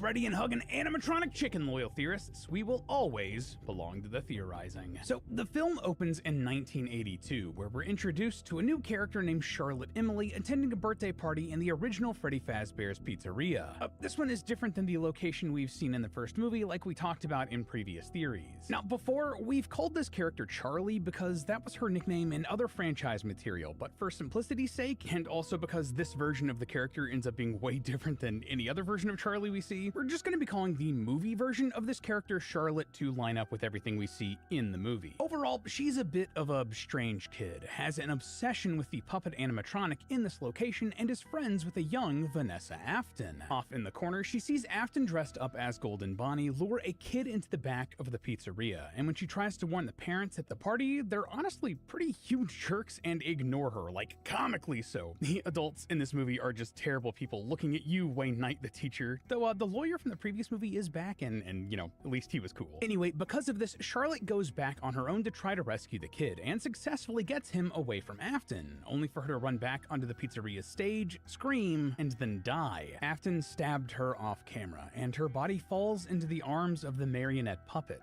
in a genuinely awesome, if depressing, shot. It's also funny because I straight up said in our last theory that it would be cool if like the camera panned up to reveal that Charlotte had been stabbed, and that's exactly what happens, but that wouldn't really make sense with what was being sold as an accident. And yet somehow, in a little bit of a baffling move, it still is sold as an accident. Like, I went to the movie a couple of times and I tried to read through all of the newspapers about the accident that flashed up during the opening credits, and at least the parts that were visible didn't really have an explanation for how Afton convinced people that Charlotte somehow, like, fell onto a knife in her back multiple times. Like, it's a little bit strange. Only one of the articles really said that foul play was suspected, and like, yeah, obviously, but hey, you know, maybe I'm just not super creative. We then flash forward 20 years, confirming our previous theory that these movies take place in the early 2000s. So this one is in 2002. Somehow, Mike and Abby's aunt survived the previous movie despite it being heavily implied that she died. I guess Golden Freddy wasn't lying when he said, "Silly Aunt Jane, she fell asleep." Anyway, the aunt has been using the story of the animatronics to try to make money, and all of the murders and ghosts and all that jazz have become popular folklore because of that. And I mean like really popular, like almost as if there were a whole series of hugely popular video games made about the subject, given how enthusiastic all of the middle and high school aged kids in this film seem to be about Freddy's. But hey, you know, we wouldn't really know anything about that in the real world, huh? Real talk, I do love the acknowledgement of the fan base here. It's very cute. Anyway, things seem to be looking up for Mike and Abby. They're in a new house, Abby's in a new school, and the money troubles they had in the last movie are basically not mentioned here at all. It's also very clear that Mike and Abby are doing a bit better for themselves, though they don't really talk about it. He seems to have started a new job that's let him invest in a new house, so it is a bit of a fixer-up. Animatronics, however, seem to be either broken, or the spirits are gone, or dormant, or something like that. They just aren't really active anymore at all, much to Abby's sadness. Also, Vanessa isn't really doing too well either. She keeps having traumatic flashbacks about her father, which, you know, is understandable given the decades of abuse and literally being stabbed by him. With Mike's encouragement, Vanessa goes home and tries to confront her memories of her father inside of her head using her dreams, similar to what Mike did with Garrett from the first movie. More or less, this looks like she's using something called lucid dreams to confront her nightmares. If you don't know, a lucid dream is one where you realize that you are asleep and dreaming, and because of that, you can kind of do whatever you want. Want to fly? You can. Want to shoot fireballs out of your hands? You can. I've only ever had like 2 in my life, and they were super fun. Though, that being said, I hadn't ever really heard of them being used in a therapeutic way like this. I did look into this a little bit, and there was a study from 2023 that examined this idea, and though it acknowledged that it needed to do further research with a larger study and sample size, the initial results were encouraging. So hey, that's neat. We got some scientifically accurate therapy here in FNAF. Anyway, we see Vanessa confront Afton in her dream, but he seems a bit too strong for her as she reverts to her child self. She runs and hides in his workshop in their home, finding the circus baby animatronic hidden here as well. It then lights up and looks down at her.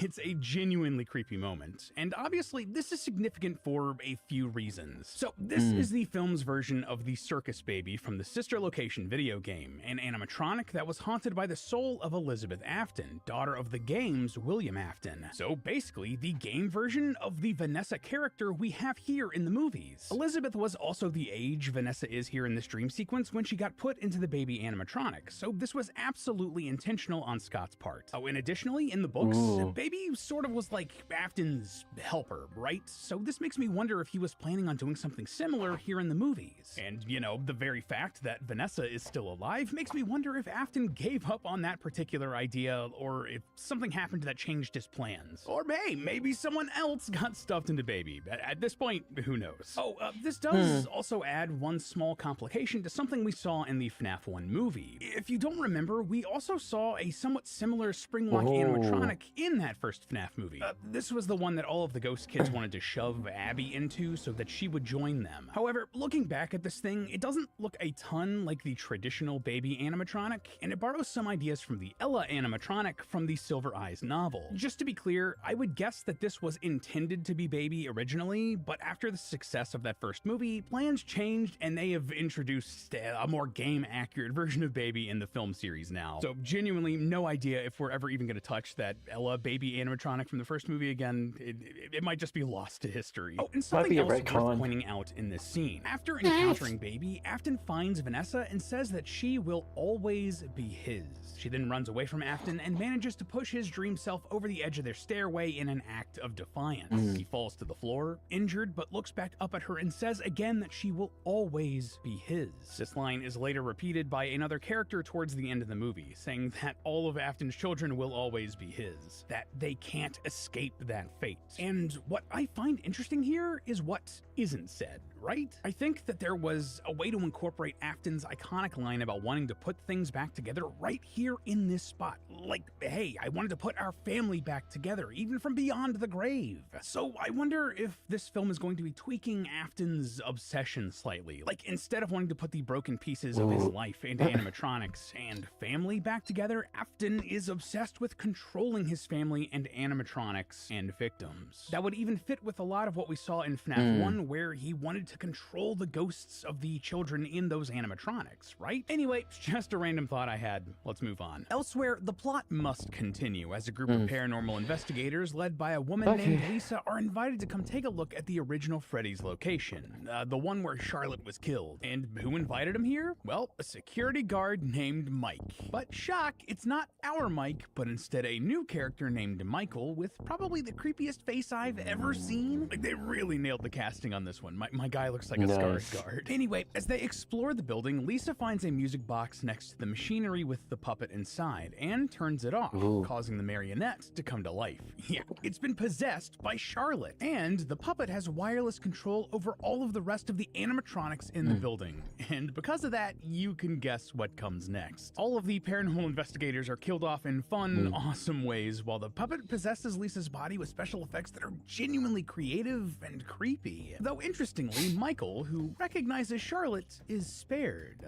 Wonder if that'll be significant later. So another thing I wanted to mention here is the fact that the puppet has a brand new power, taking control of human bodies. That was never really something we saw from the puppet in the games, and I'm not gonna lie, it really caught me off guard in the theaters, and not just because the special effects were creepy or whatever. To me, this seems like a strange choice that Scott is making now to help make other things make sense later, especially with stories like Help Wanted down the road. Those games dealt with weird AI possession, and going out of his way to introduce that sort of idea now, all of a sudden, that's a lot of work down the road that the FNAF series doesn't need to do. Now awake, the puppet lures Abby to the original location by pretending to be the spirits of the FNAF 1 animatronics, befriending her and helping her with some school projects. Realizing what's going on and recognizing the work of Charlotte, Vanessa also returns to the original location. It's here where she reveals that the puppet uses that wireless technology I was just talking about that is way ahead of its time to control all of the animatronics in the building. And I mean, it is just super crazy advanced. Y'all, I can't connect to my Wi-Fi if there are like 2 walls between my phone and the router. This is wild stuff. I know that technology in FNAF has always been ridiculously advanced, but when you see it in live action... Fun fact, with a phone peripheral,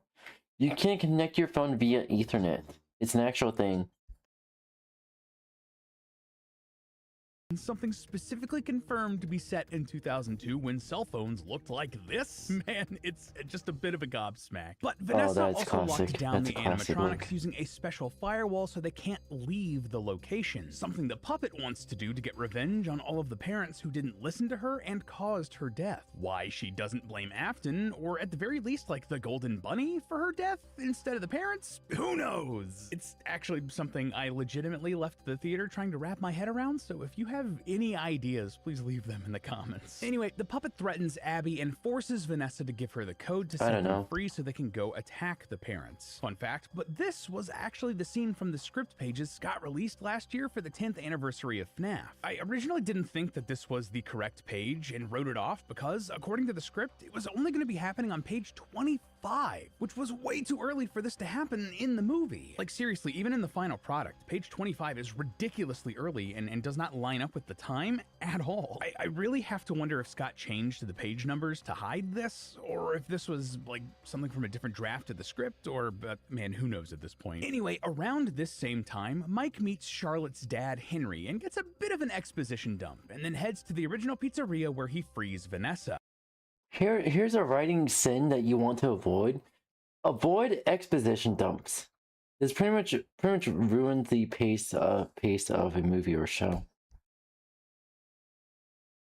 She heads out to stop the animatronics as Mike basically plays the actual FNAF 2 video game IRL, and also somehow gets snuck up on by all of the animatronics like multiple times. They make such a big deal about how loud the footsteps of these things are, but they jump scare Mike right next to his face. It's classic horror movie logic at its finest. Anyway, after several scary scenes, the animatronics are all eventually shut down, but the puppet possesses Abby's body. But thankfully, Mike is able to free her with another music box he conveniently got from Henry. But then Michael shows up with the reactivated animatronics and reveals that he is, dun dun dun, Michael Afton, Vanessa's brother. So this right here is actually a pretty big deal because for the longest time we thought that Mike Schmidt and Michael Afton were the same character in the games. If this is Scott officially separating those characters, at least in this canon, that makes a lot of things make way more sense. But that is a discussion for another channel. I'm pretty sure Tom is going to be talking about that in a video over at our sister location Game Theory pretty soon, so go check that out. Either way, Michael wants to continue his father's work here, both in murder and in animatronics, which I suppose explains his plan here? It's a bit unclear, but it seems like Michael wanted to wake up Charlotte, or has been trying to,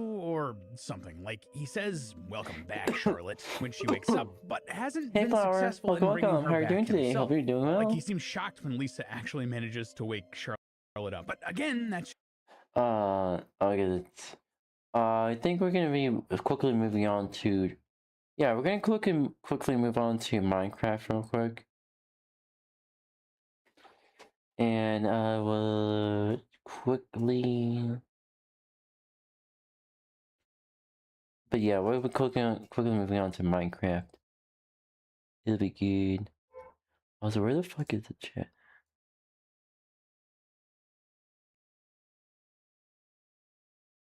Alright.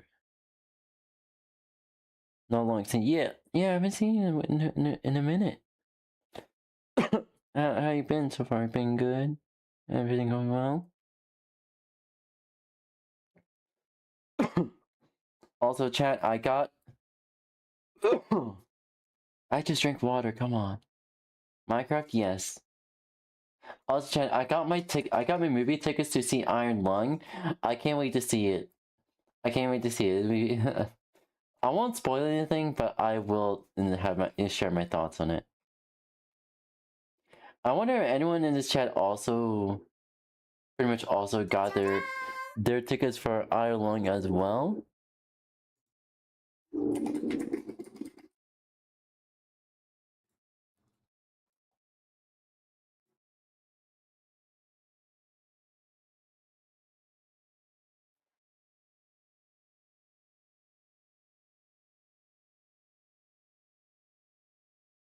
Alright, there we go. Alright. Hopefully I can just real quick.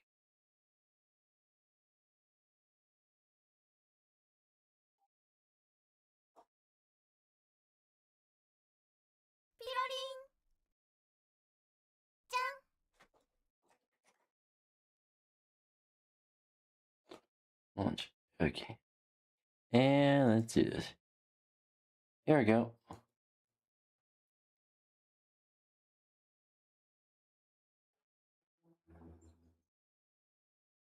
Here we go. Yeah.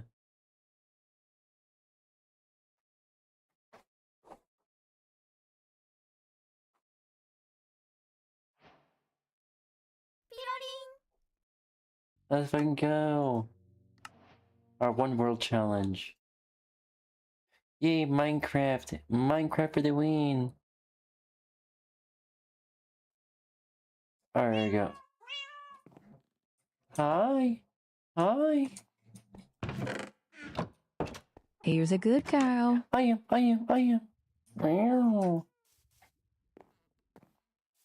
Okay, what was I gonna do? I forgot what I was gonna. Ooh, yeah. I have sound alerts. Man.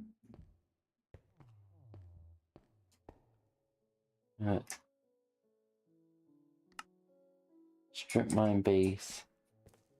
Yeah, we're gonna get some materials at the very least.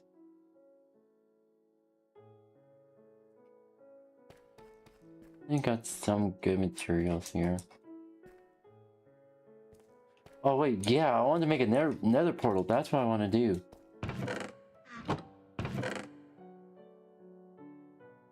What do I have here? Alright.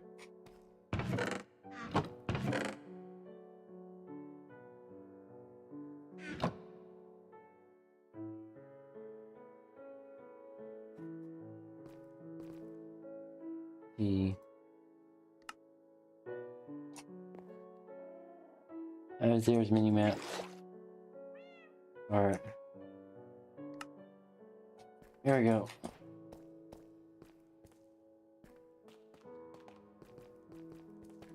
Will you do a 100-day challenge? Here's the thing. Here's the thing with the one world challenge for me. One world challenge means is stick with the same world for the entire. Again, basically for the entire duration of pretty much my existence. So this is like kind of like beyond a 100-day challenge. Where was it at? This is gonna be a simple beyond 100 days. It's pretty much how long can I keep this world going before I inevitably lose it somehow. Yes.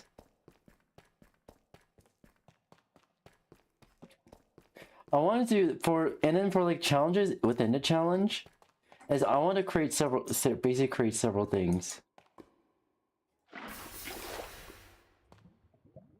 All right, and switch over to my diamond pickaxe.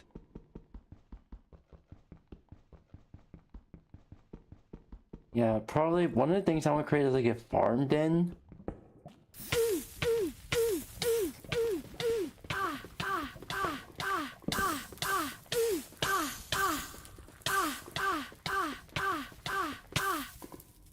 Okay, I was a dumbass for that.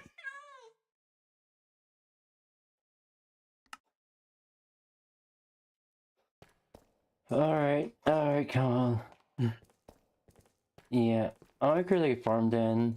First I want to like pretty much like do like create a nether portal first. To get some stuff from the nether.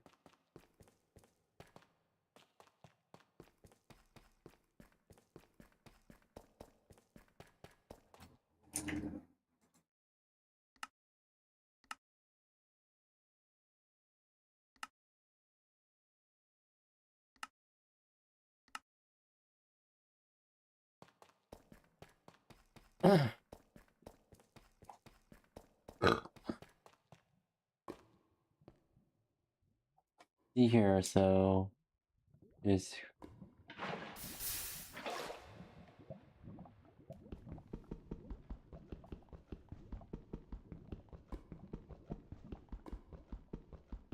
Yeah.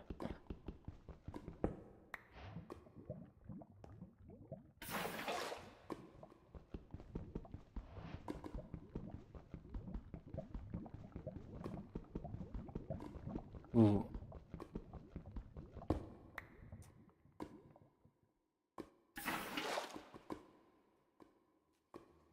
Two.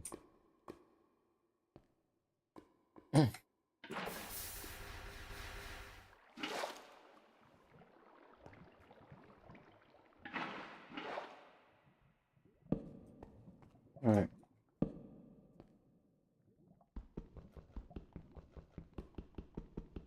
Have you been to...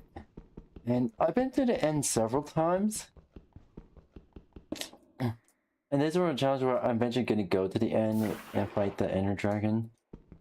I want to like create like one of the things I want to do is like create like several redstone farms and I want to like create my own mob farm as well. Like getting experience, stuff like that. I know which one I'm gonna do.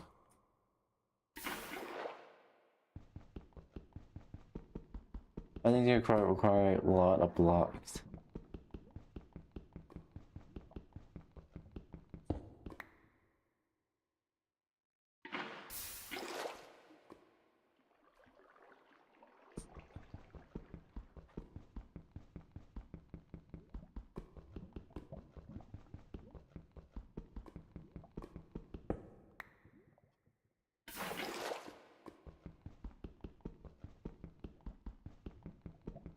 Hey, did you ever hear about...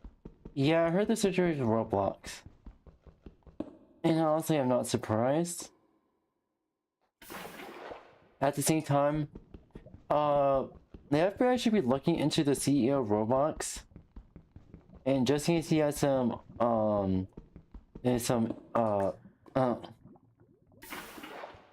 basically if he, in case he has cheese pizza stuff on his devices. Is really, if he really doesn't care about children's safety that much, he must be doing something behind the scenes. I'm calling right now. He must be doing something behind the scenes.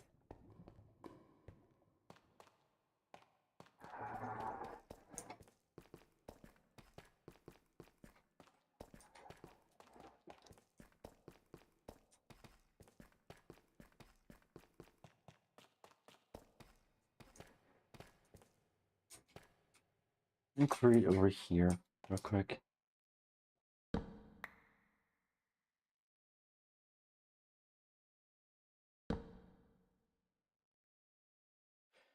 Okay, oh fuck. I need to fucking... Okay, oh, there we go.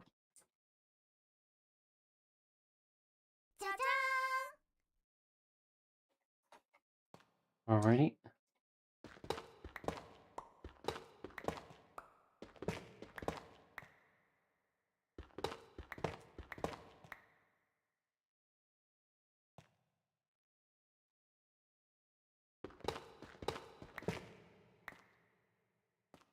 I'm gonna create a portal over here.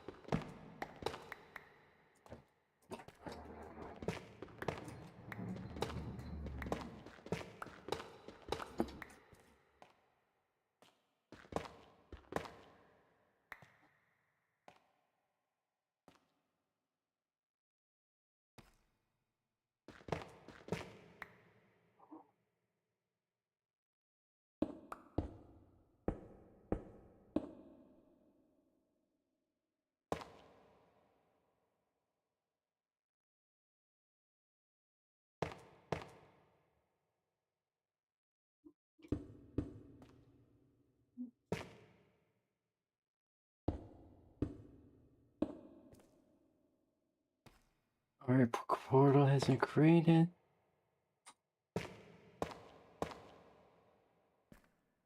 Alright. I actually need to like actually access it. Age verification is low key, so it is fucking it is horrendous. It is horrendous. There are cases where people have been misidentified as children, and there are cases where minors have been misidentified as adults. is horrendous. Beyond horrendous, actually.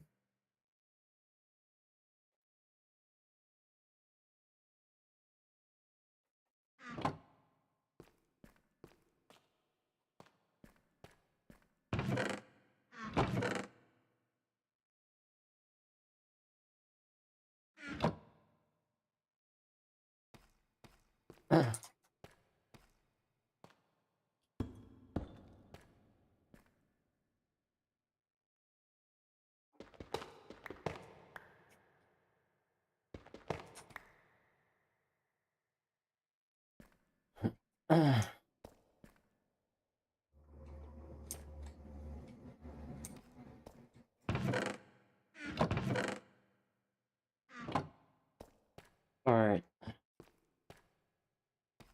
Like, here's a piece of flint.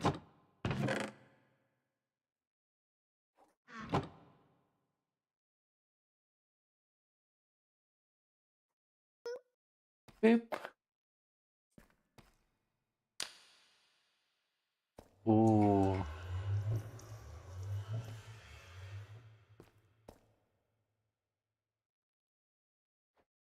Okay.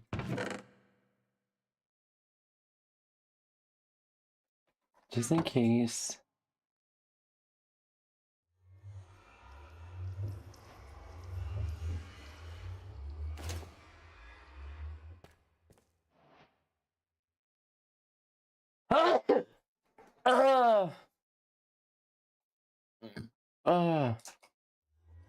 I'm playing Minecraft all day today. Yeah. I also kind of are like, I guess I already like kind of did in a like official 100 days prior kind of thing, like on one of my old worlds back into like 2010 to 11.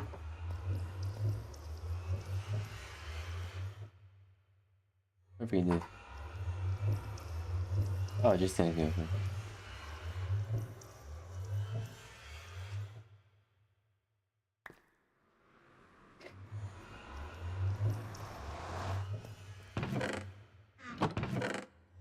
No, let me do is grab a shit ton of blocks here and like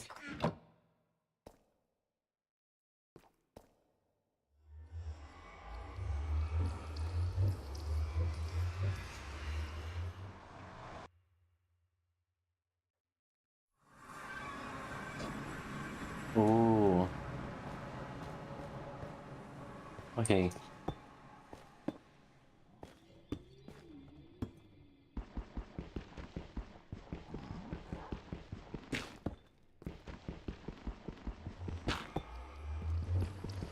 Oh, that's steep.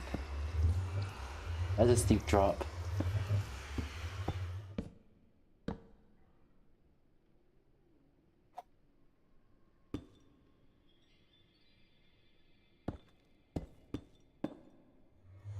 Ooh. Thank you, Luna Hellhound, for following. Welcome. Hope you're doing well. Welcome to our Minecraft One World Challenge. Hope your day's going well.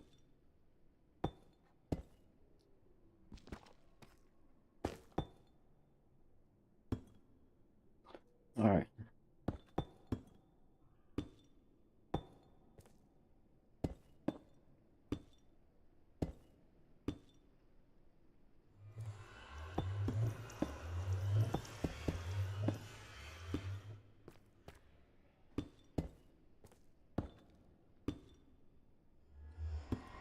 Quickly fortifying our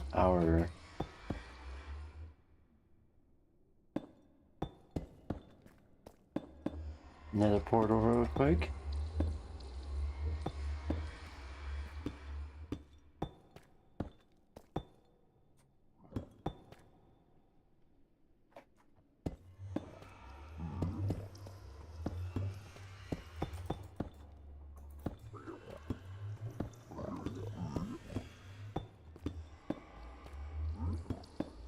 Good thing I got the golden. Sounds like you were chucking in water. Yeah, I may have eaten a little too much pussy lately. He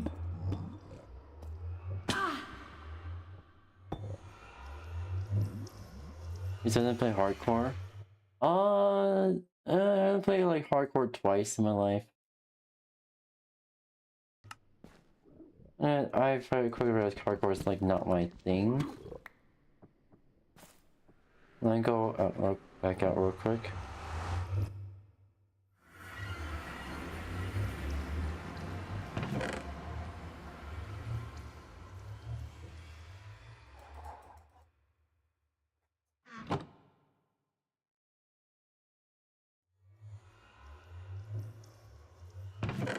Okay.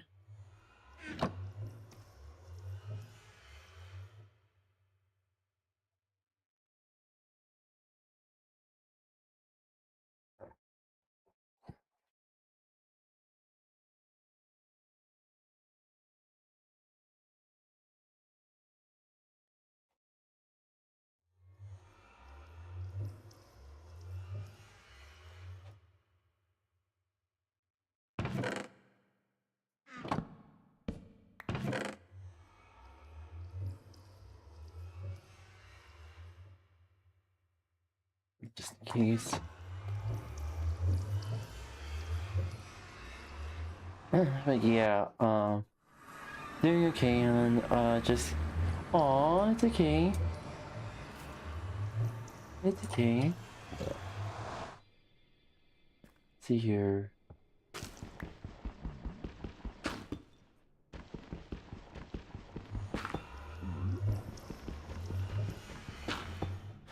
Do you even see YouTube in a YouTuber called Dream?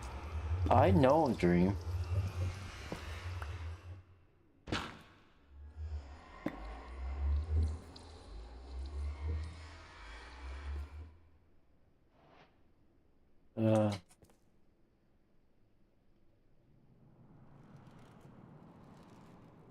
Let me see, make sure I create enough buttons here.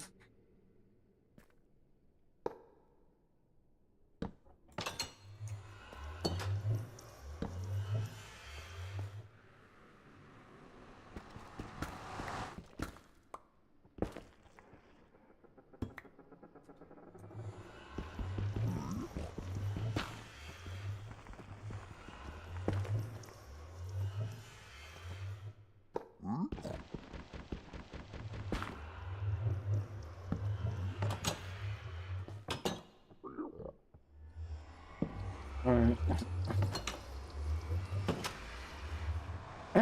There we go.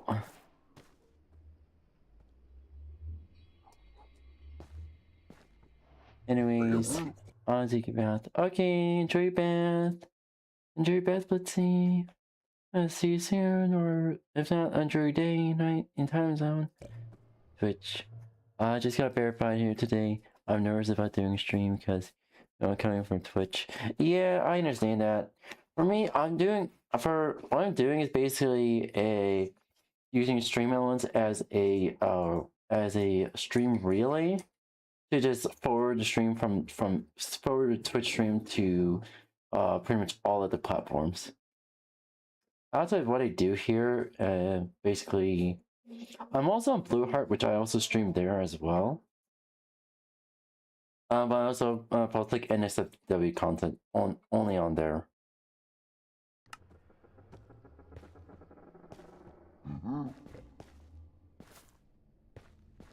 Here, alright. We're fine. Let me make a... Okay.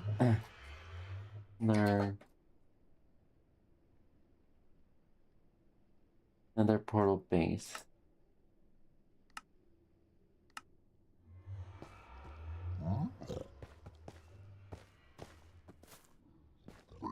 Alright. Oh no. No, no, no, no.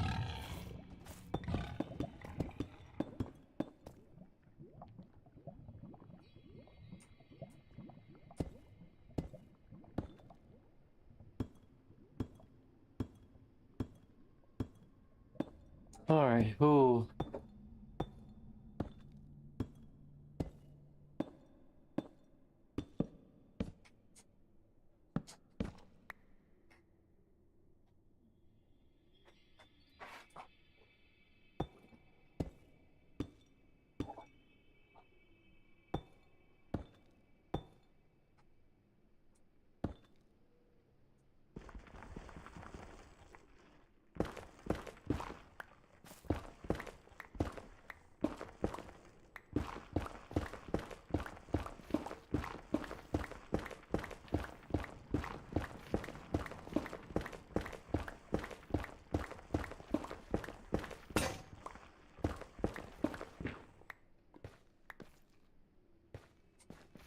Oh.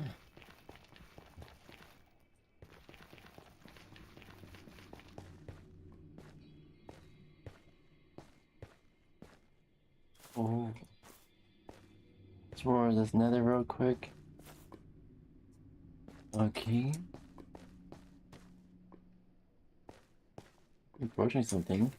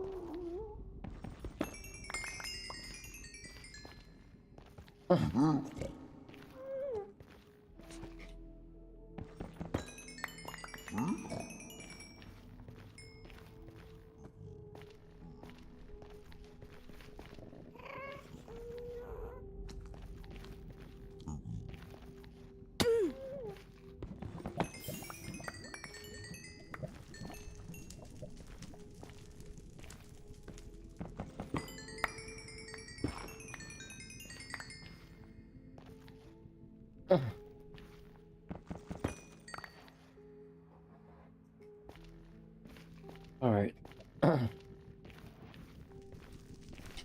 Yeah, getting some quartz here.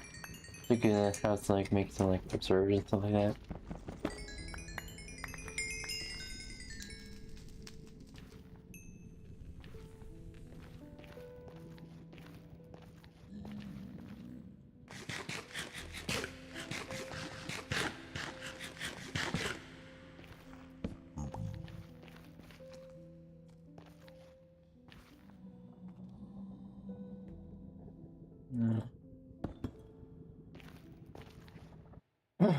Oh, fuck. There we go. Holy shit.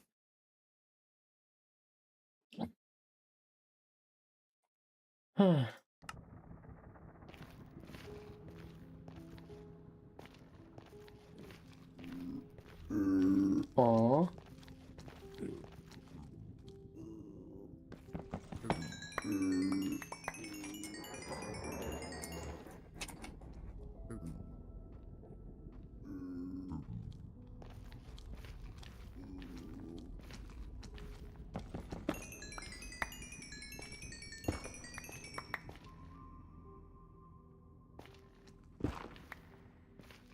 Alright, ain't got enough.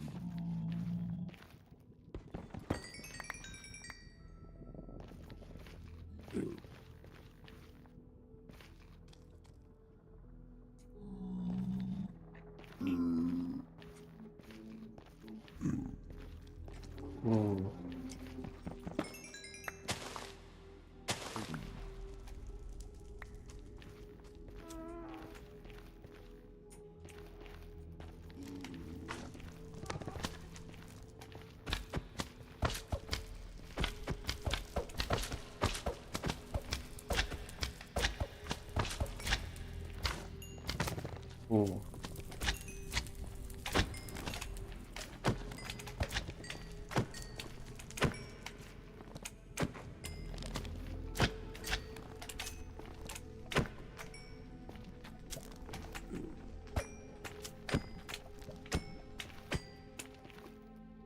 Ooh.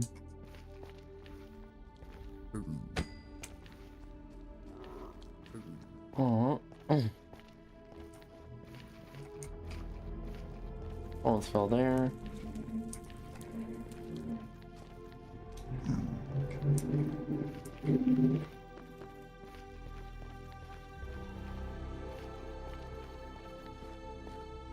Alright.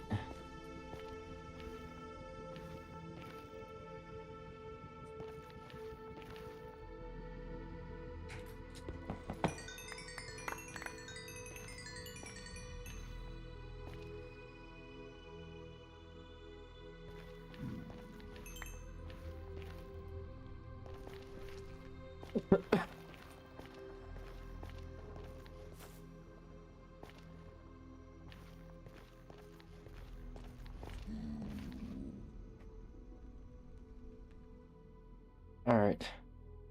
Let's see here, if I click that. Alright, slash.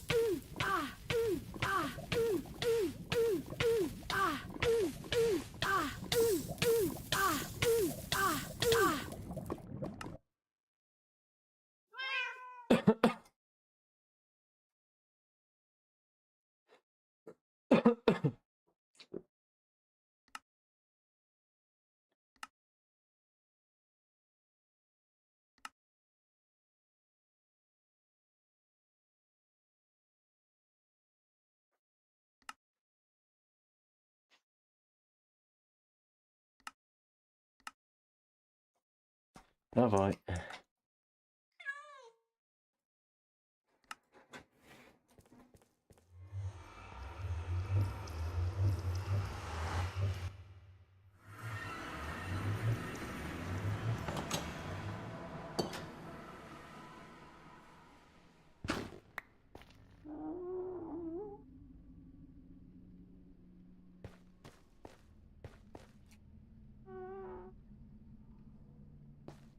Alright.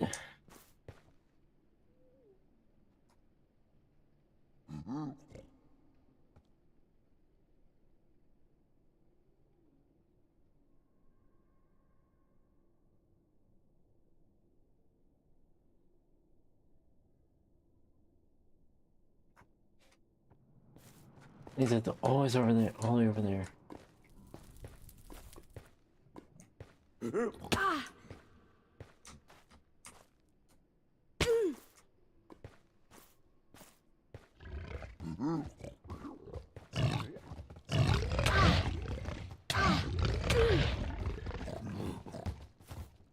Oh boy.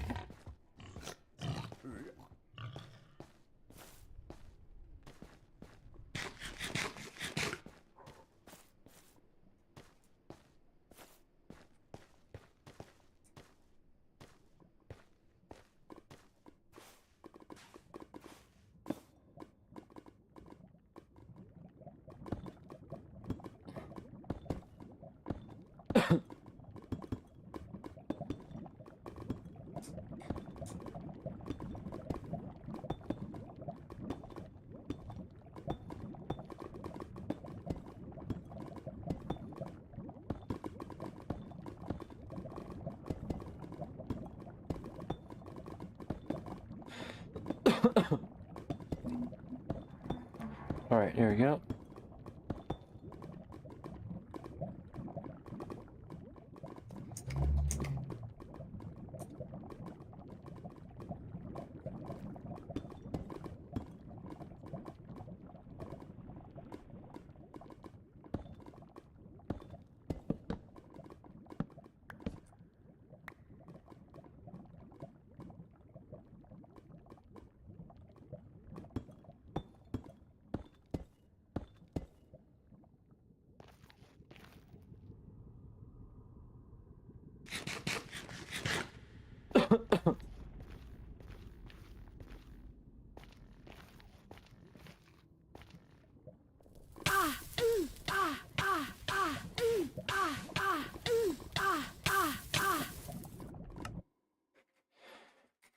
Fuck you.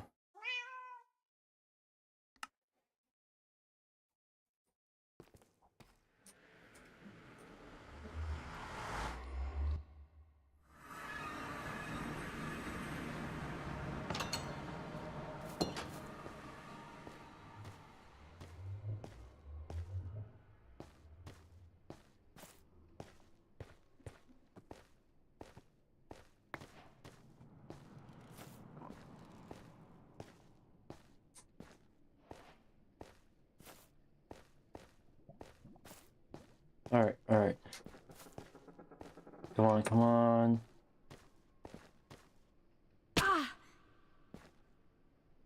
Fuck you.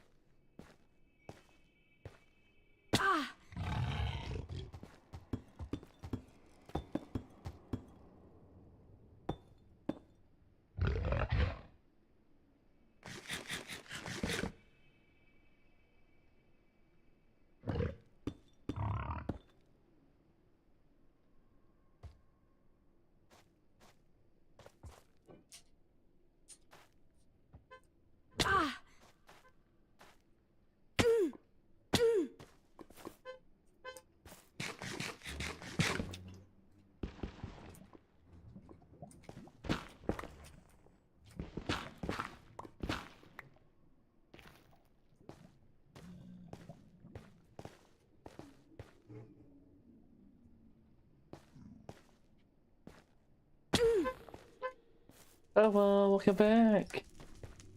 Hey, Flower.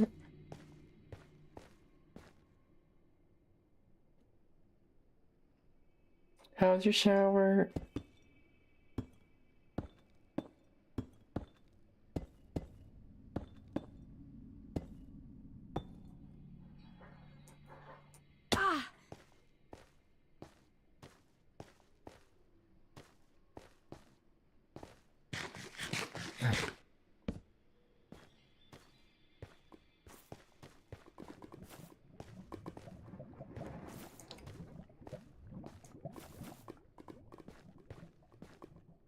All right.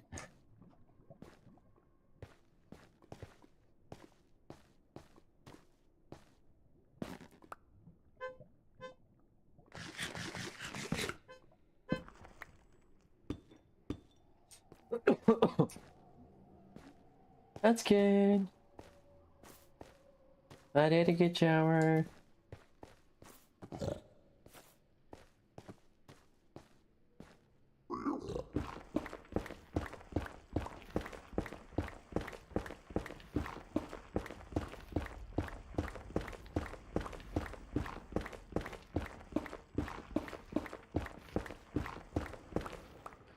Did you ever done the manhunt? I never really liked the manhunts. I always watched it. I always watched them when I was a kid.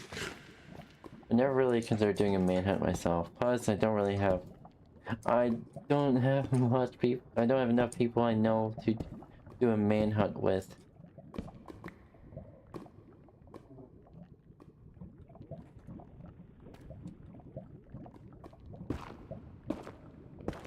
As much as I'd love to do one, I don't have any.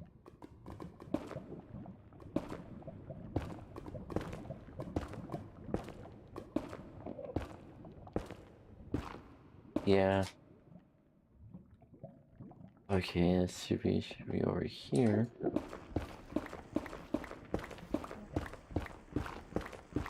Do you have a? Yes, I do have Discord, and we do have a Discord server.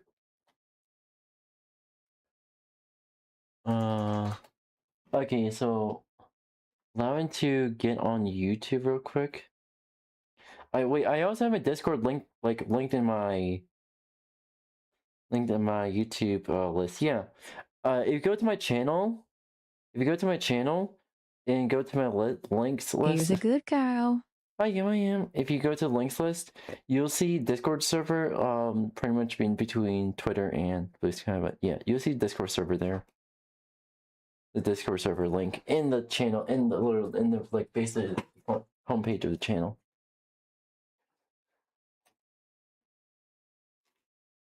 Oh, that crack.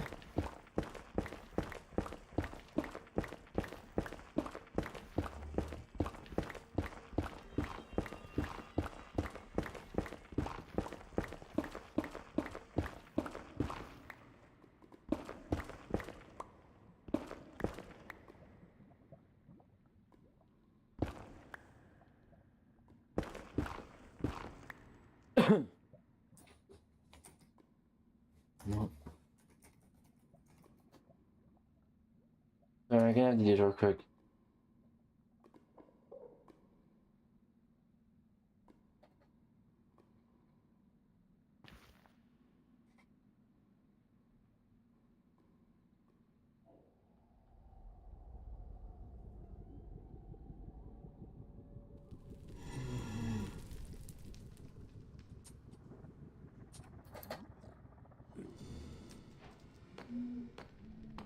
I'll do this real quick.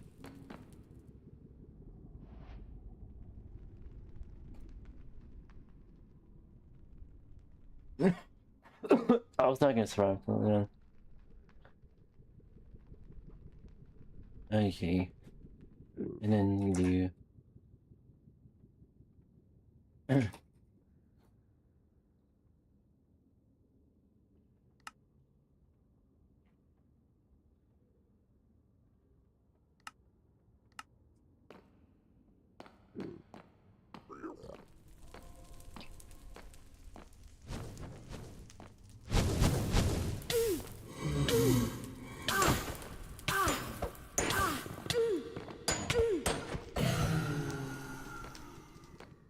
Damn. Nothing.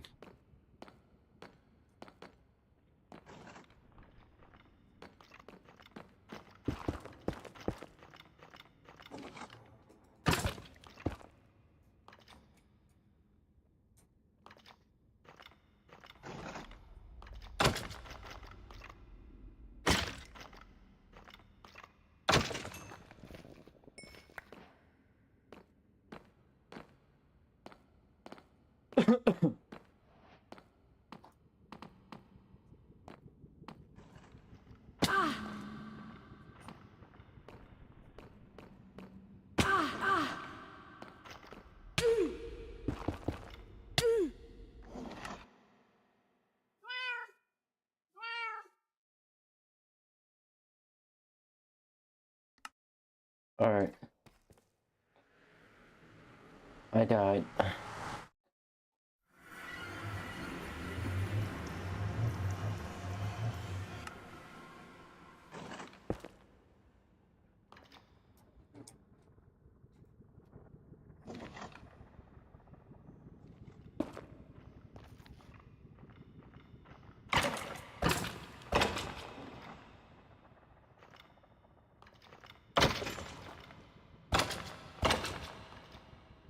Alright.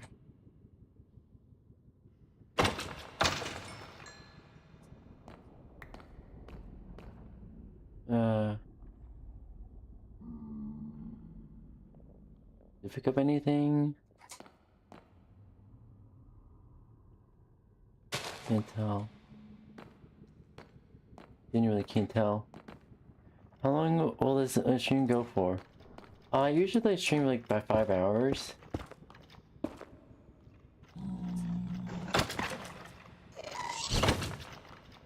Oh shit.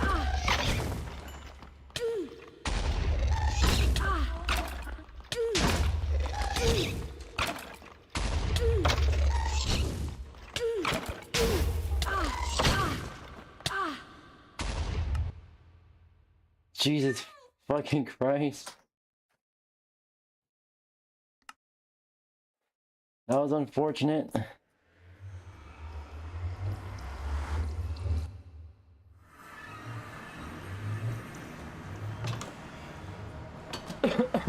But like today, since I want time to like get stuff done, I'm gonna be like ending stream like an hour early. Just yeah, run. Never anything has yet.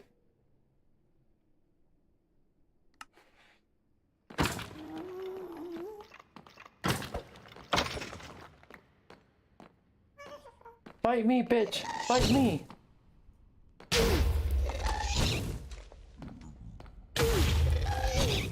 Wait. Can I not parry with the fucking axe?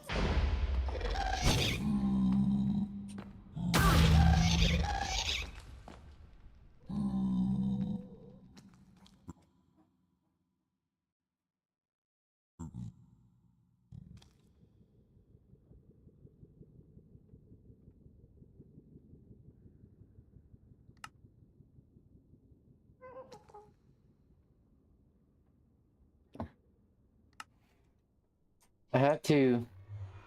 I realized something about Minecraft. I cannot parry with an axe. I have to have a sword. Holy shit.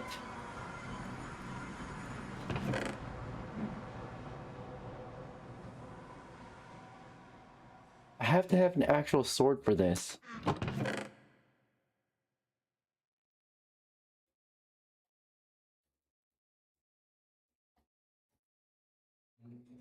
Okay, I didn't know that I have to have a sword.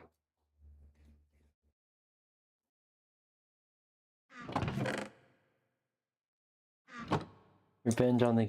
Yes, indeed. Revenge on the cast. We gotta make a sword.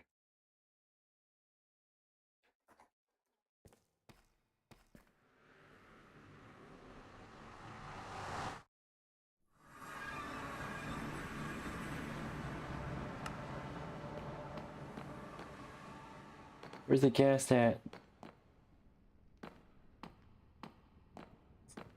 Damn it. Oh, fuck.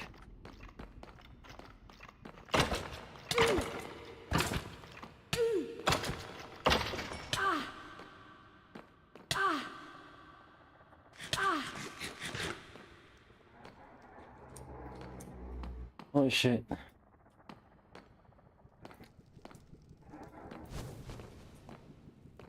Oh shit.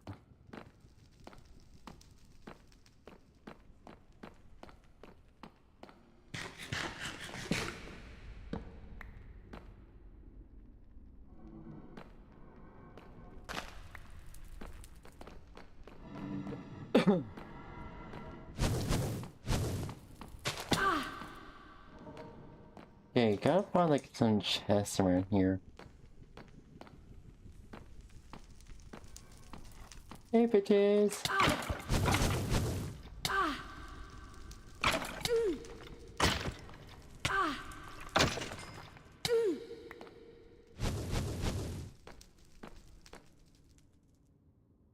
Am I getting anything from that? Or is it just a phantom? Holy shit.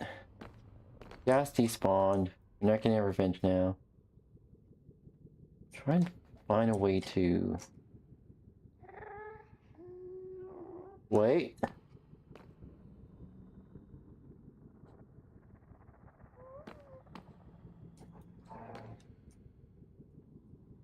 You can make it there.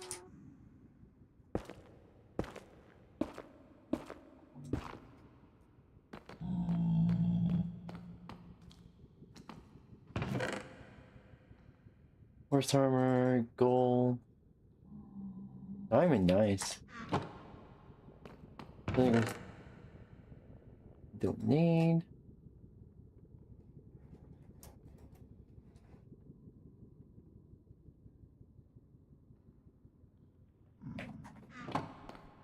Alright, alright. I can treat dessert.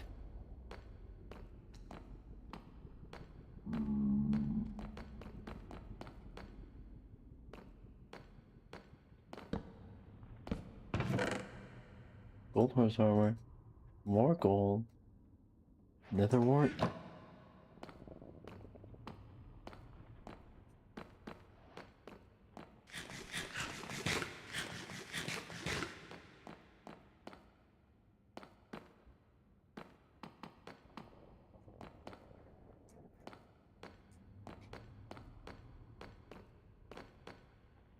Ooh.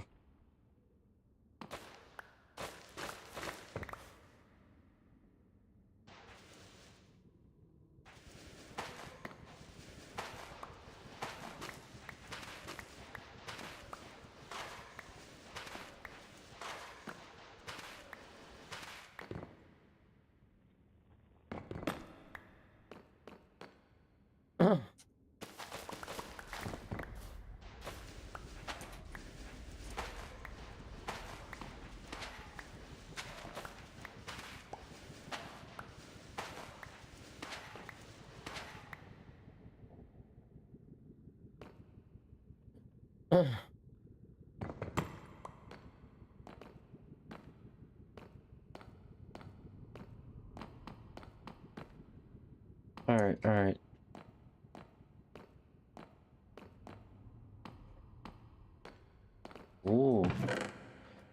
Okay, we've got some ingots here. More gold.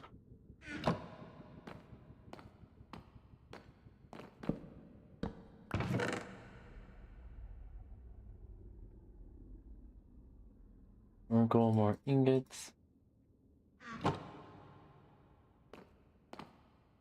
Alright.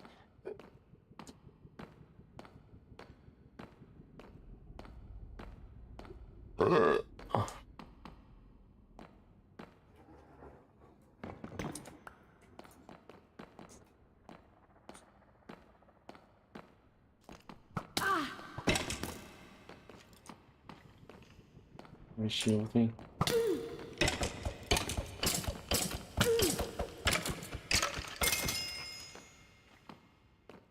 Drink for something real quick.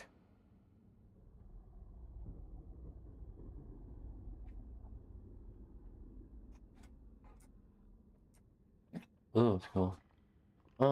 Let's do 555. Damn it. Some more horse armor, yes.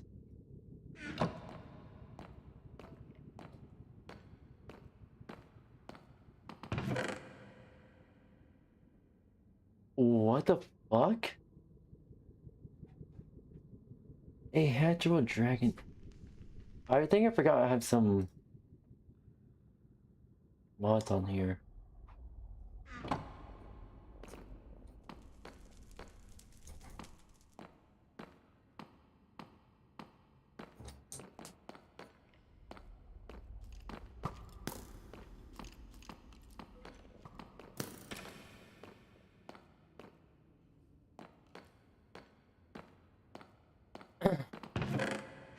Alright, look through those.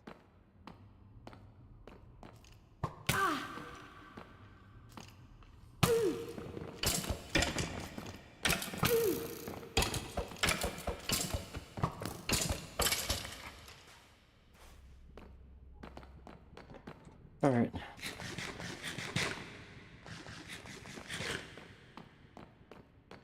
Alright.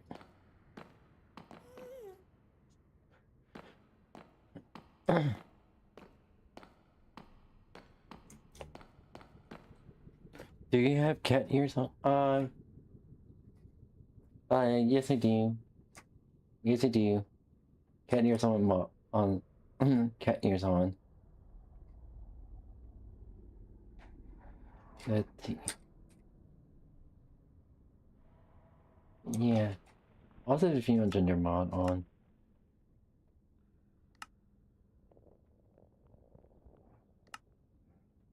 Here's a good cow. I am.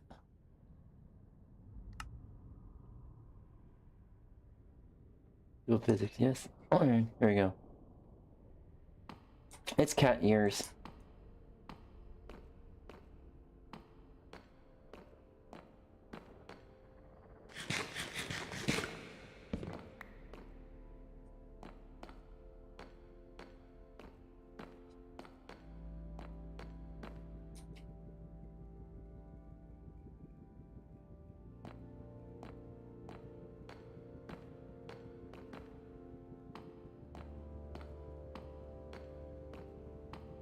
Alright,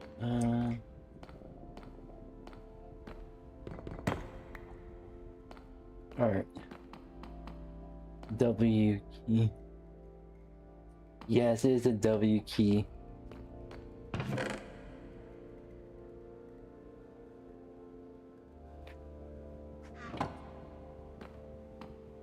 It's cute that you have. Oh, yes.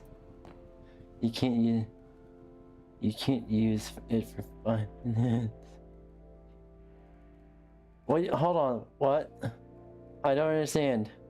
What do you mean? Red? What do you mean by that? I banned it for 5 minutes. Wardrobe. Outfits.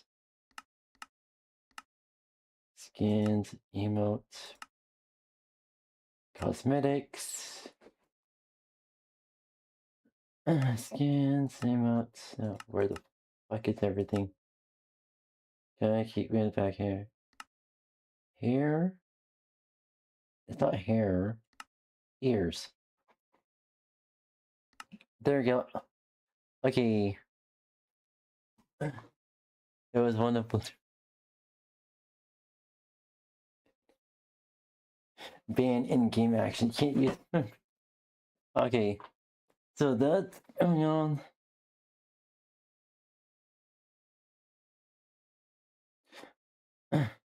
Okay, 5-minute timer is. Alright, 5-minute timer is up, and it's going on now. Alright, alright. If I can't use that, then. Oh, what the fuck is the demon horns? Oh, that's cool. This is bunny ears.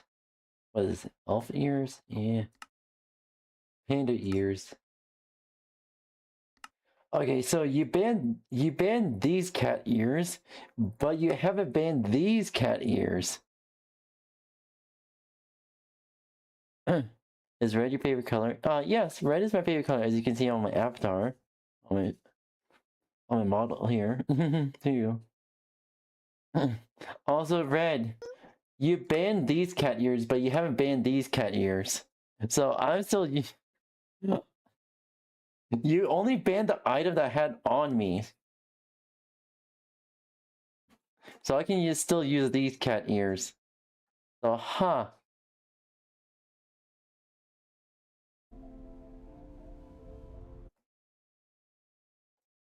Yeah, I still have cat ears.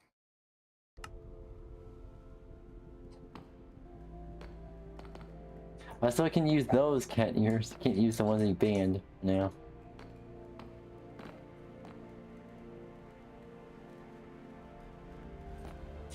Okay, fortress. Where are we gonna get? Oh yeah. I wonder if I could get some.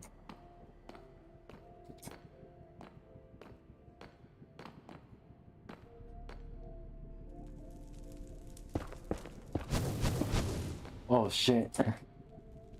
I banned the W key as in-game action. That means no move forward.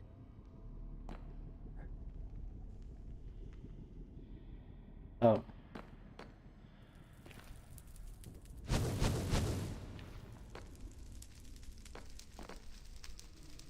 Damn it.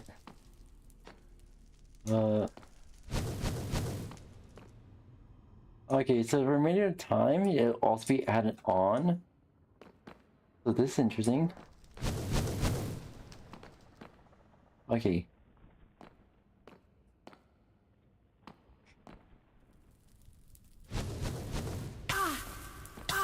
Oh shit.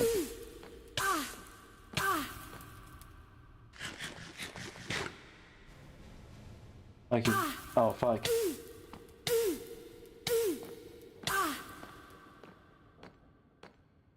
Okay, okay.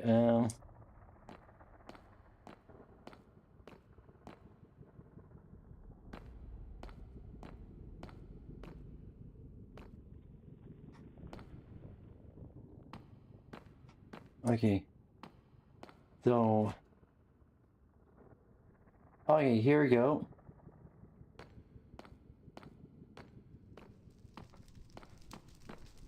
I can still do this?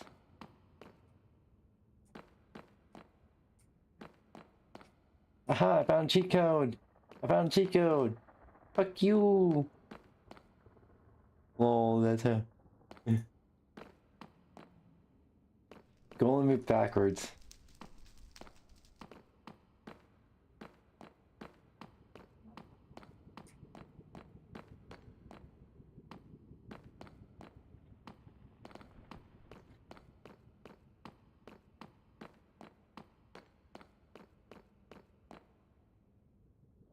Oh, almost.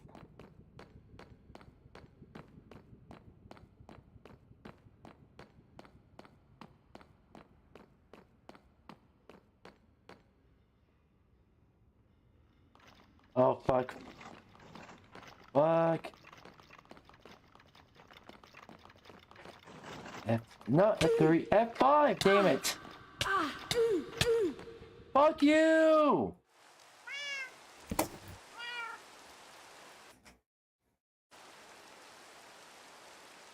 Fucking hell.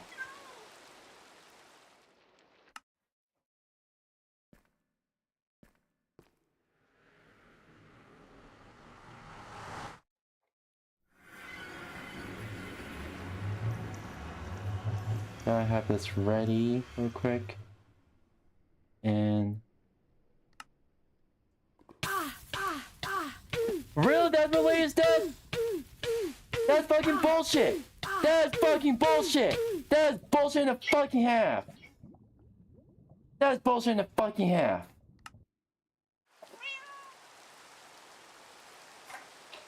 That should not be my latest fucking death. Nah, fuck that shit. Alright. Cosmetics. Head. Hair.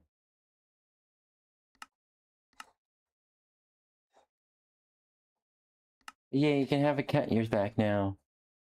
That waypoint, yeah, the waypoint hated me.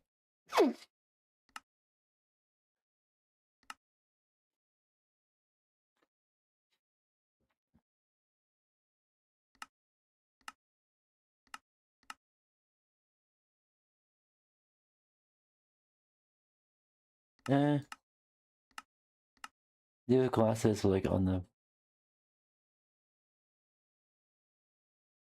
Kind of like the deal with the glasses, but also nah.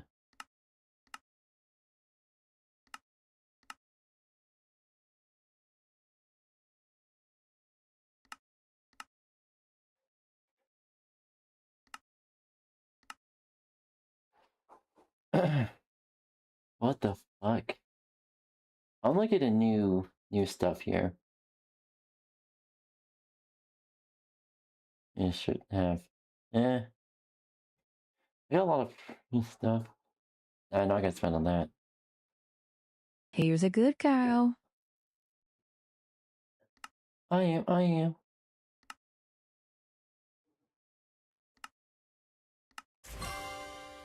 Ugly sweater. We got an ugly sweater, yay!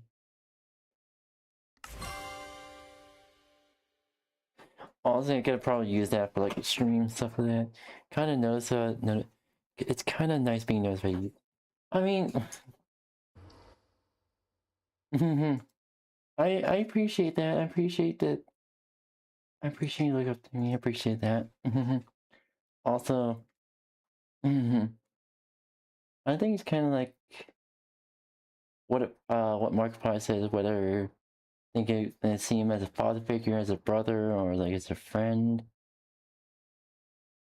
At the end of the day, at the end of the day, we're all human.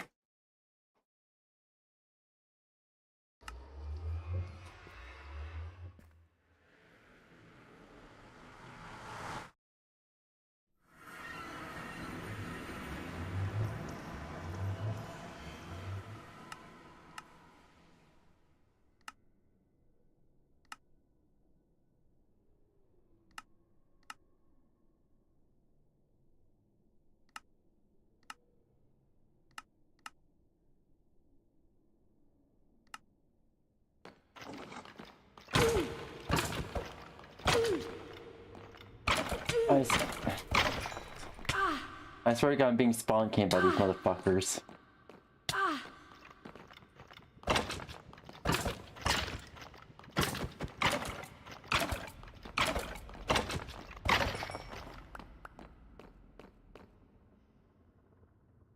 Spawn camp this, bitch!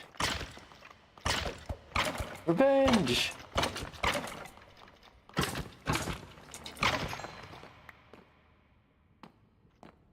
Got revenged. I got revenged. Also, and everyone here who like follows on Twitch and subscribes on YouTube, they all become blitzies. You all are my blitzies, and I appreciate every single one of you.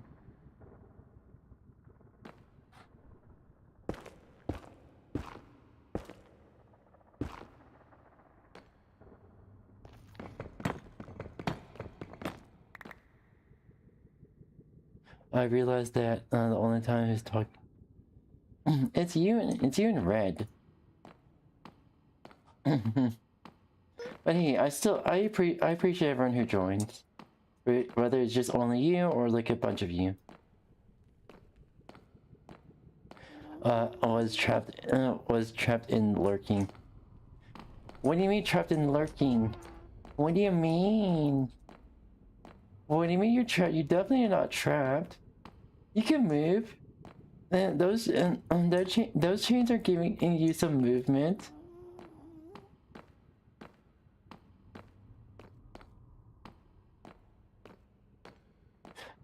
No, it can't do.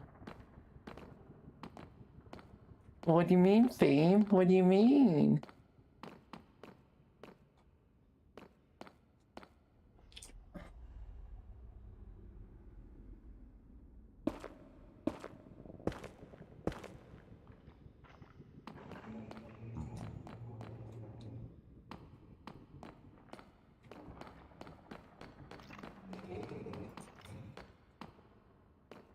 I think I've been here before. Yep, I've been here.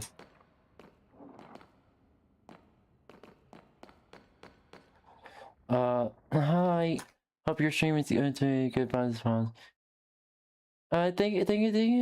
Welcome. How are you doing today? Hopefully you're doing well. I appreciate you joining the stream here. I'm just playing some. We're just doing our one world challenge here, trying to get some stuff.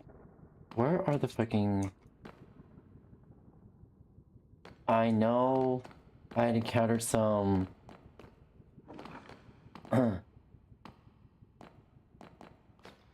are they at? My brain is not braining right now.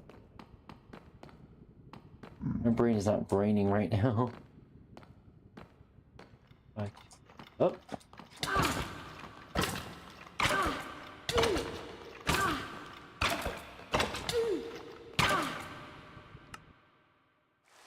Fuck you.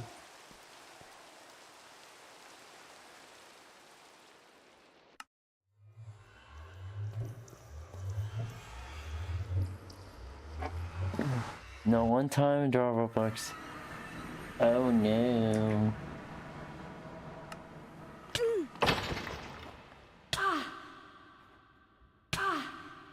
What do I get from that?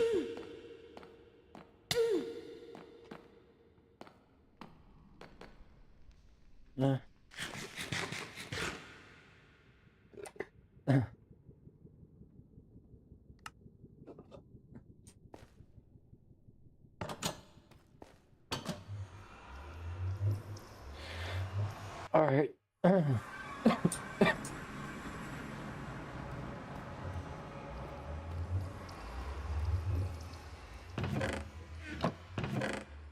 Another step away.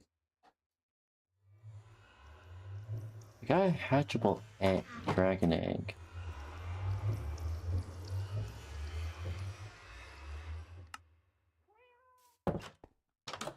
Hi.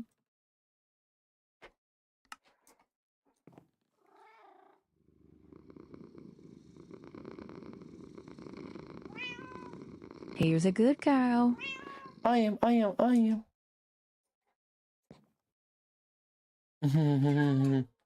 Will you do Among Us again? Yeah, I'm looking forward to doing Among Us. I usually like do Among Us like in like a collab for like a collab stream. Cause I like talking. Not really like using the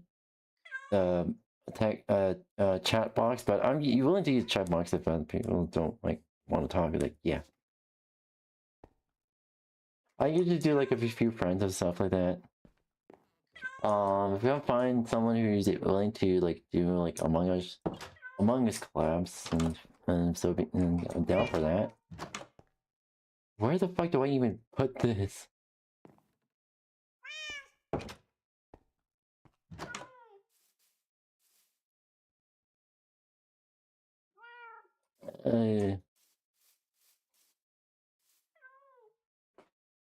A hatchable mic.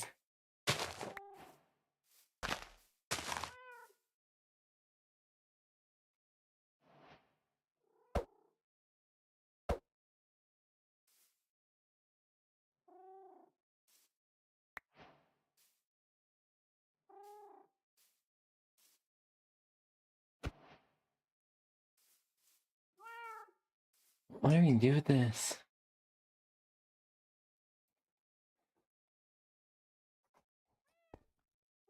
I want to ensure that we save or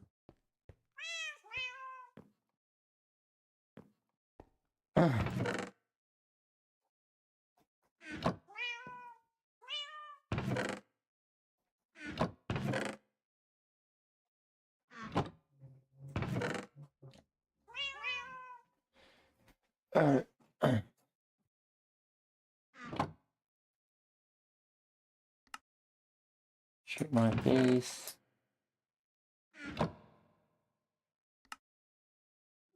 Alright.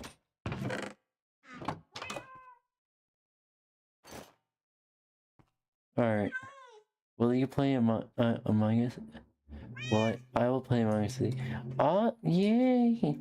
Probably will be able to do Among Us like on Thursday. Cause yeah, like there's about like 30 minutes or so. I'm gonna have to get some errands done.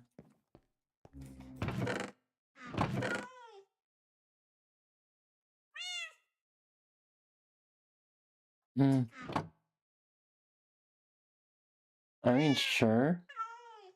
Right, you want to go join in Discord VC in my server too? I mean, yeah, I could go on my server VC and that.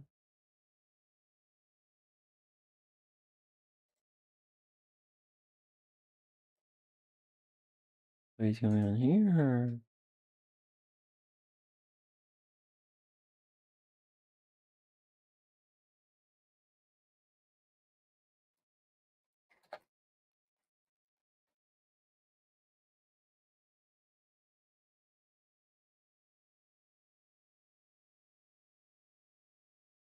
But yeah, I can go on my server VC if you want. There we go. Alright. If is live chat 1 and 2. Live chat 1 and 2 up and going, or blah blah blah blah blah.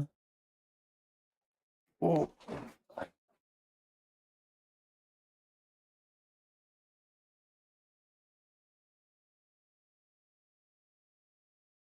Properties, what's going on with properties here? Like, yeah, if you join like a public VC, maybe over. Yeah. Alright.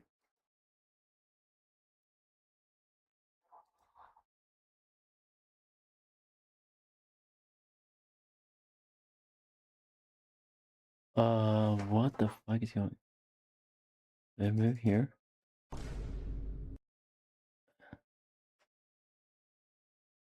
Is this working as well, or not working?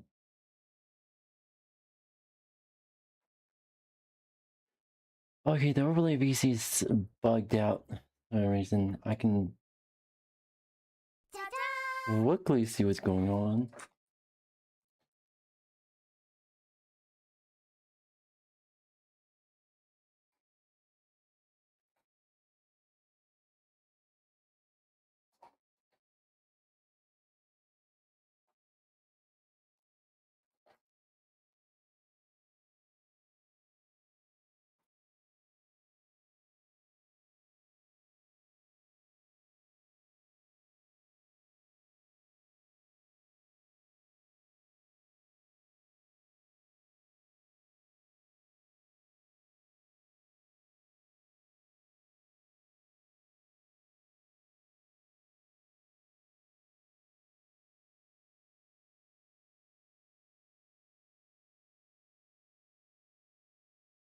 What the fuck is going on?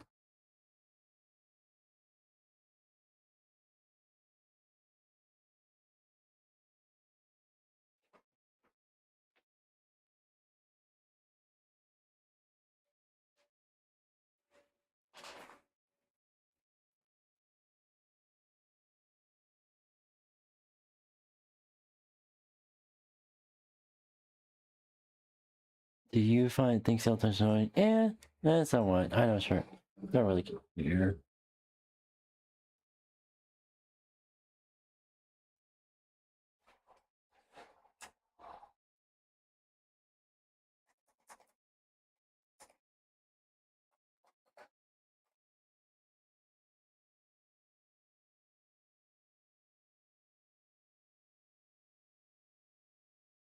Reactive.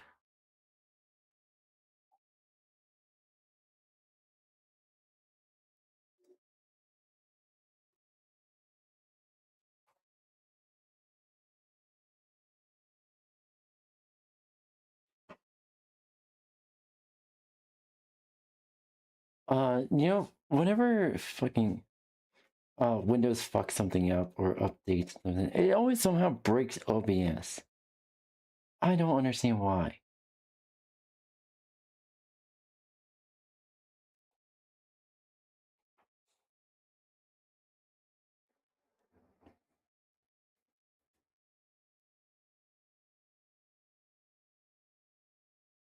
Okay, I'm quickly gonna fix the VC chat overlay.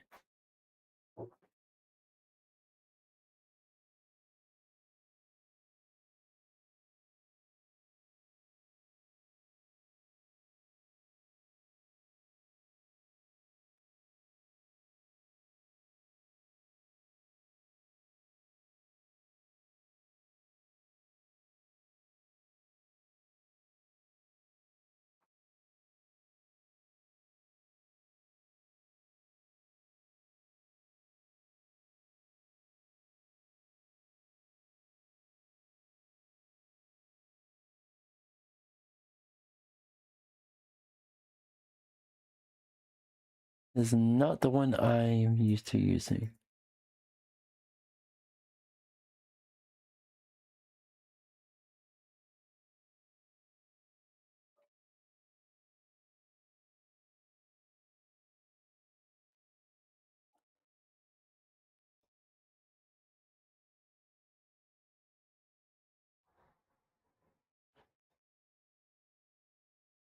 Okay, I'm still trying to find it.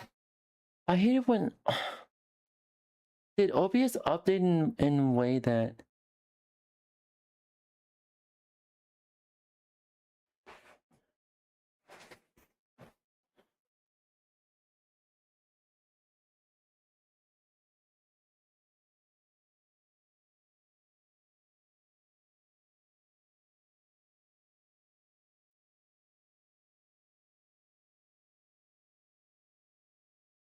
I hate the fact that I have to fix something that Windows decided to fuck up.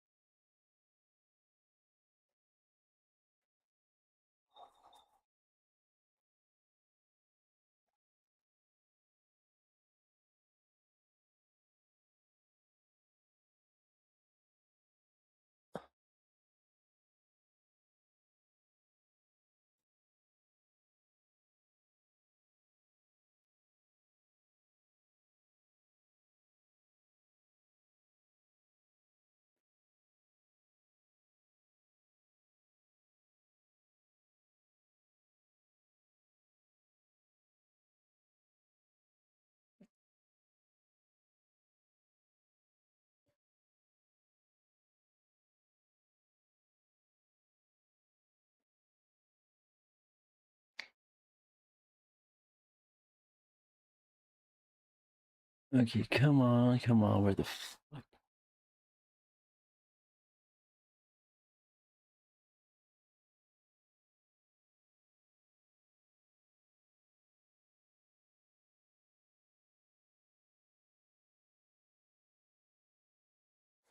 I'm gonna quickly set something up real quick. If I can.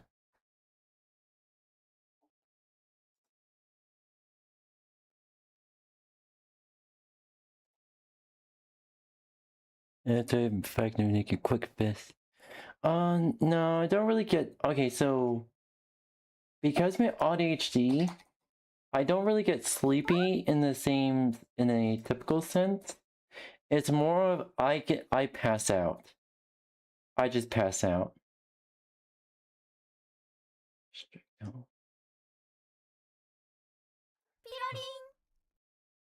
Fuck all, piece of fucking shit.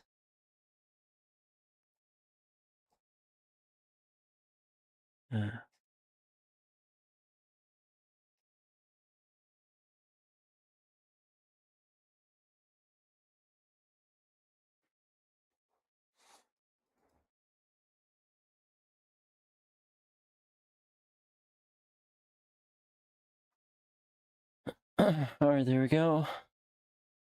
I hate the fact that I have to do emergency fixes live because either Windows fucks something up or OBS updates and ends up fucking something up.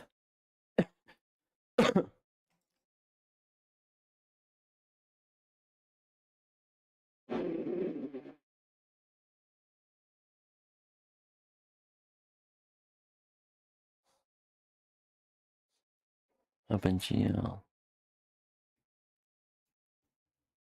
Overlay manager.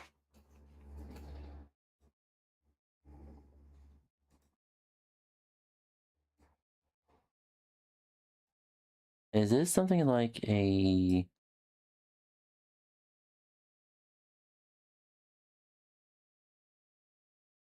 What the fuck is going on? I'm trying to find like the source I used this from. Properties.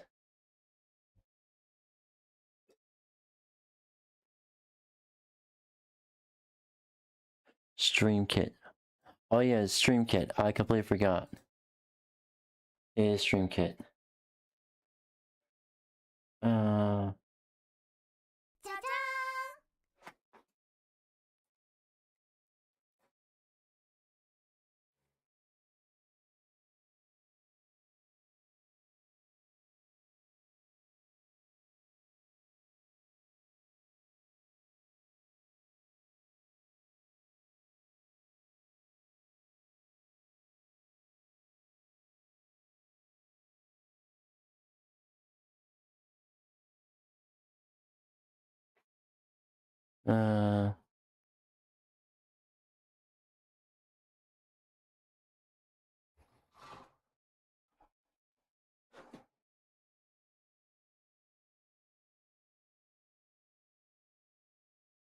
Server.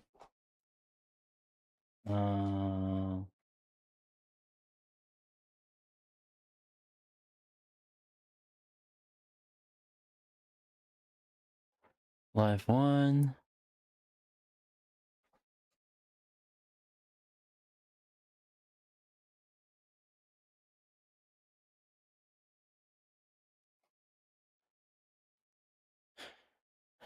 Okay.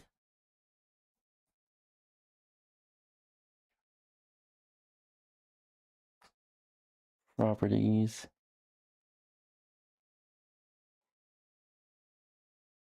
Hopefully this fixes it. Hopefully that fixed it. No. Okay, what the fuck is going on?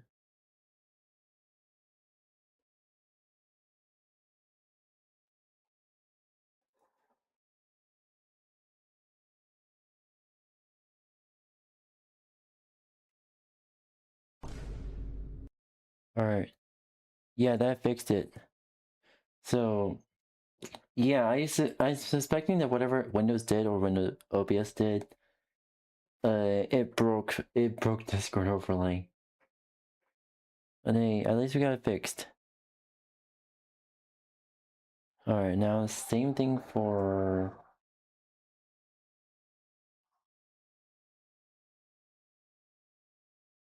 Hive. Do-do-do.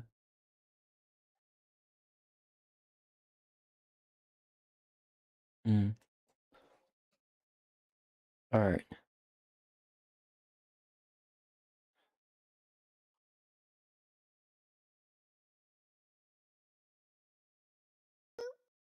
Boop. properties.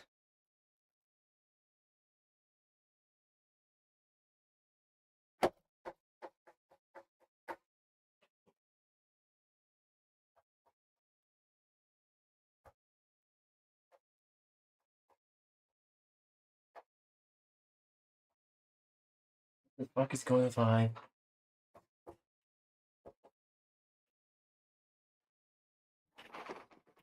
No, just having coach. Just 抜いても平気。ちゃんとつながったよ。 okay. My tower just glitched on me, but we're back. Okay, now it's fixed. Everything is fixed. Holy shit. But yeah,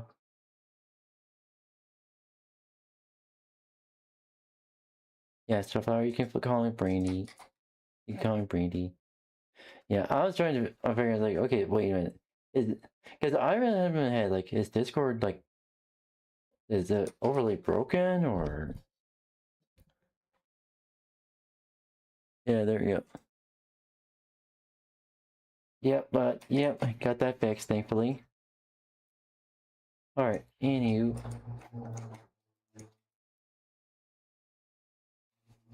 Okay, what's going on with sound now? Oh, real quick. Allow me to fucking... Windows! Can you fucking not for 1 fucking second? God damn!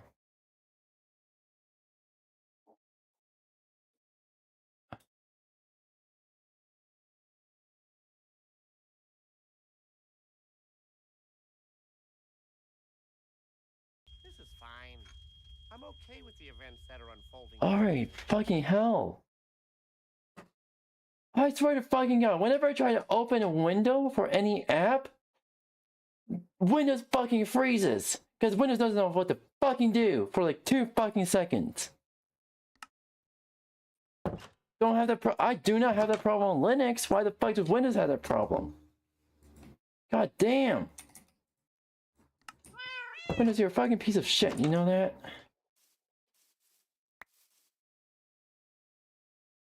I truly don't know what to do with this.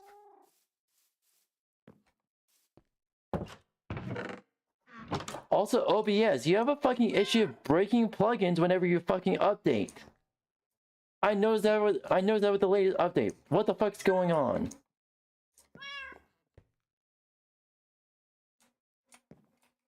Okay, so we're going in there. Not sure what to do here. Oh.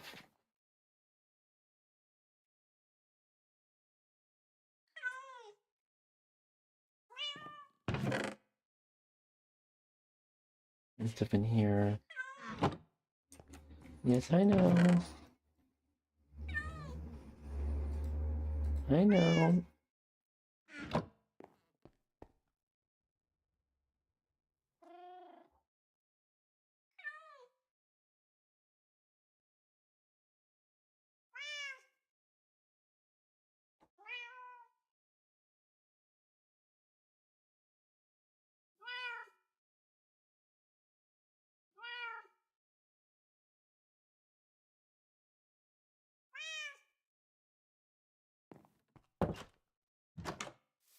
Alright, let me see if I can make something real quick over here.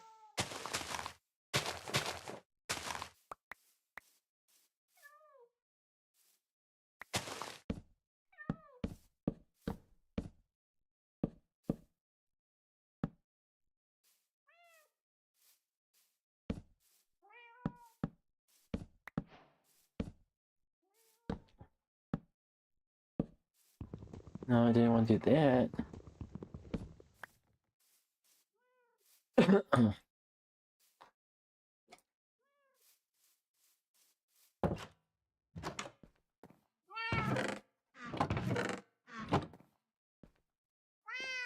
Sorry, I was getting drinks from phone. Okay, yeah. But yeah, as for your question, yeah, you may call me Brandy.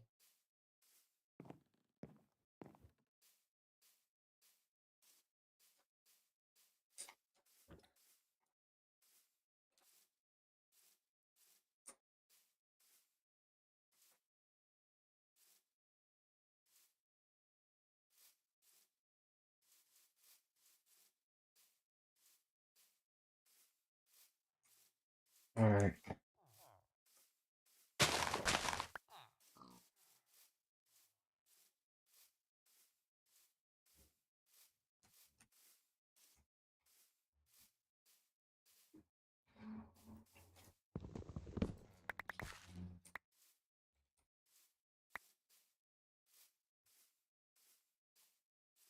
Alright.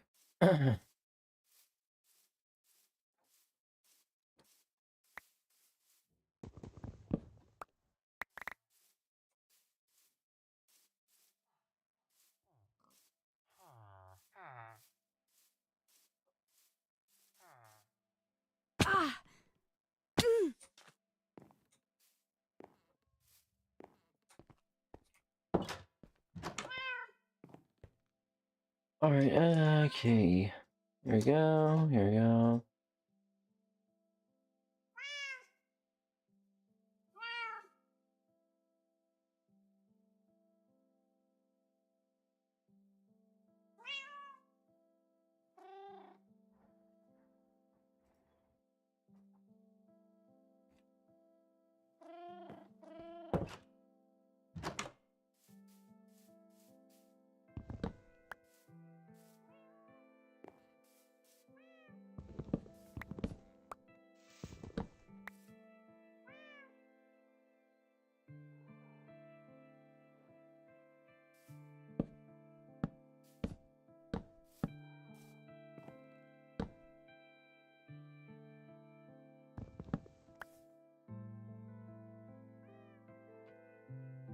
Alright, here we go. Not sure to do that, but there's the egg there. If I had my carcass. Yeah. It's okay.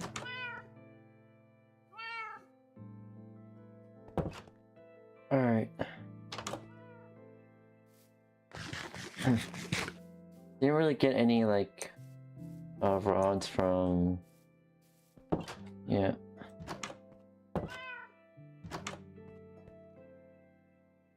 Yeah. But at least so far, it's got dragon egg and got some stuff from the nether. But yeah. But yeah. Anyways. And quit the title. Alright. But yeah, you're just chatting. And let me switch over the actual mouse to chatting. Just chat a little bit before I go. But yeah, Here's a good girl. I am. Ew.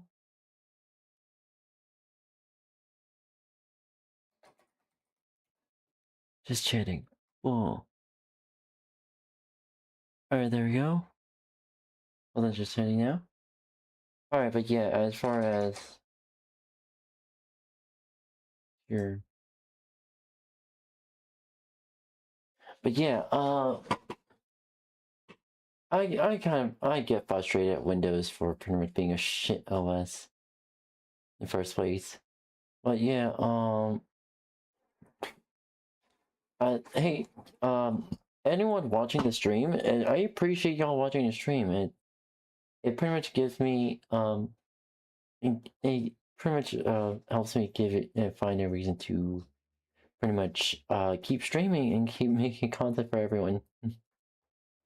Also, I want to like improve the stream to like be more and get more variety in my gaming scene, but like I also want to improve like as like a content creator overall and improve as an artist. Yeah, I enjoy gaming, enjoy drawing, I enjoy chatting with everyone here, and I hope to like make pretty much make streaming more chill, more like a better like a safe place, is like a safe haven for everyone here. And y'all are my blitzies, and I appreciate everyone very much. Yay. And sometimes As much as like I want to like be like full-time Linux user, unfortunately plugins are not supported on Linux as much. So like even like major plugins that I use. The major plugins, I think that like the well-known plugins are Linux compatible. Like the niche ones, the very niche ones that I found useful are only available on Windows. So I'm pretty much stuck with Windows until I somehow find like a good coding course that keeps me engaged in coding for like for the long term. And two, just pretty much want to make everything better for everyone. And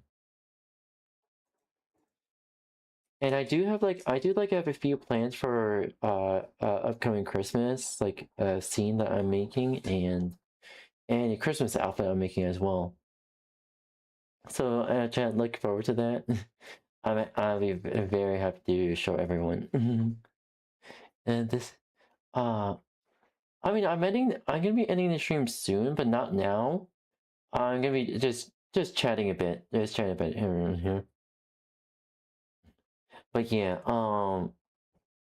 as for like chat, feel free chat Blitzies, feel free to like make suggestions on what you think you want to see for streams and I'll consider it.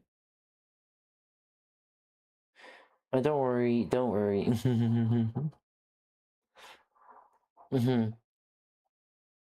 But yeah, I want to chat for a bit. It's just to chillax. But yeah, I've been thinking of like making a 2D, like challenging myself to make a 2D model, because I read a brief course on making like a 2D model. Yeah, it's pretty much in short is basically several PNG layers stacked on top of each other and rigged in a way that looks like movement. Oh, thank you. I'm really happy to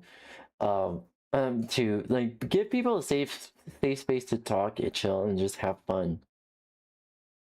And I like to pretty much have fun, tease chat a little, and I'm okay with chat teasing me a little bit. And to keep things interesting. And an obligatory love you blitzies. Yeah. I also like read a little bit on like how to like add props to like the 3D model, so I'm like focusing on that, see what I can do, and port over some of the assets I have on my phone too. You see, like yeah. Everyone's cute. Everyone's cutie patootie here. Everyone's a cute blitzy.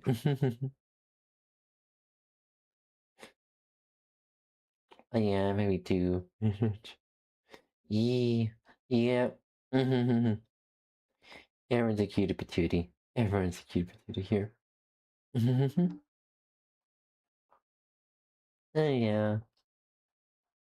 How do you put a 3D character? Okay, so for me, I use Vroid. I'm also experimenting with Blender to see what improvements I can do with my model. So kind of like also using a combination of Vroid, Blender, and Unity, and see what I can do for my models. Well, I'm not really an expert. I'm still a beginner with both Blender and Unity, still figuring things out. But when time comes, when I get my skills up, I'll be able to like make models on the fly, or make modifications to my models. Everyone's cute. Everyone's cute. But yeah, I also like have like a PNG model I use for like my art streams. I do my art streams Friday and Saturday.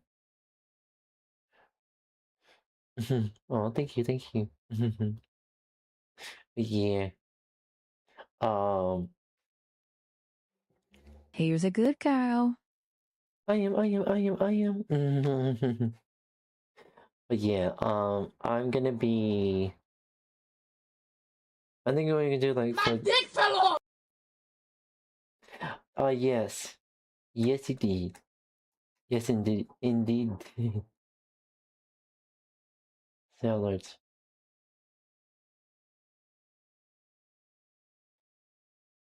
those sounds need to be bigger.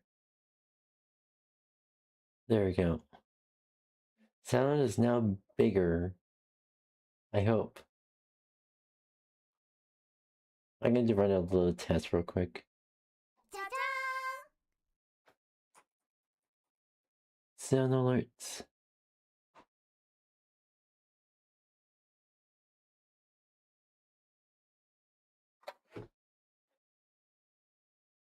But yeah. Also, I agree. Alright. Alright, up. There's right. Fuck. My brain can't even. Why did my brain see? Why did my brain see that? I know.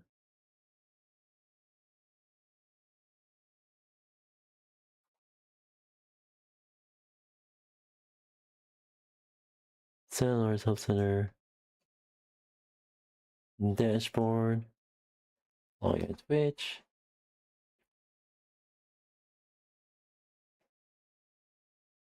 Dashboard of sound alerts.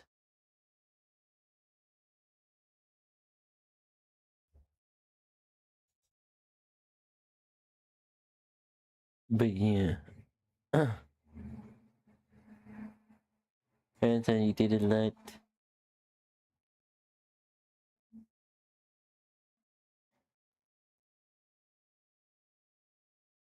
My alerts.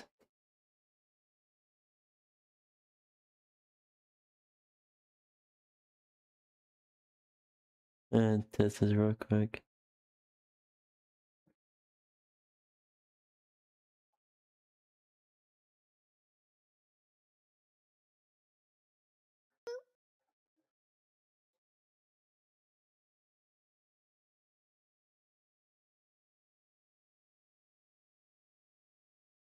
Okay, I have to make it that big.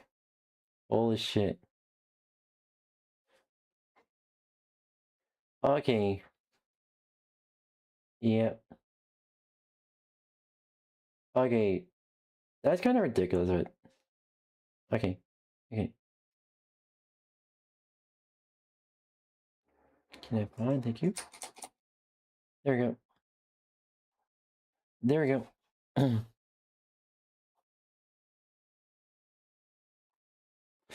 Wait. I never had it. Exactly. Wait. Hi, Rye. My brain is tired and I need to get stuff done today. Boop, boop, boop, boop. Anywho, again for enough the stream. Let's see. Startup Flower, welcome to the streams, and glad to have you here. Feel free to join at any time if you want. I usually stream Thursdays through Sundays. Thursday and Sunday are my Friday streams, while Friday and Saturday are my art streams. And happy to have you here. And I say you're an honorary new Blitzy. You're an honorary new Blitzy. Anywho, that being said, I'm probably gonna, yeah, I need to get stuff done. I need to get errands done. And after that, I'm gonna be like making dinner and chilling out. Thank you. Thank you.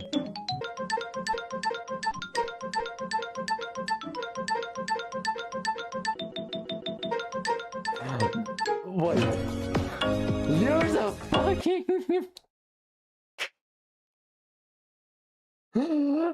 Oh my god, you fucking rickrolled me! Wow! Wow, meanie! You're... Wow! Yes, you can send like short videos that's under a minute in my sound alerts, as you can see there. Thank you for that. Thank you for rickrolling me. Because with that being said, I gotta get my errands done and make dinner afterwards. I'm gonna get you back for that. Also, I give you hugs. What?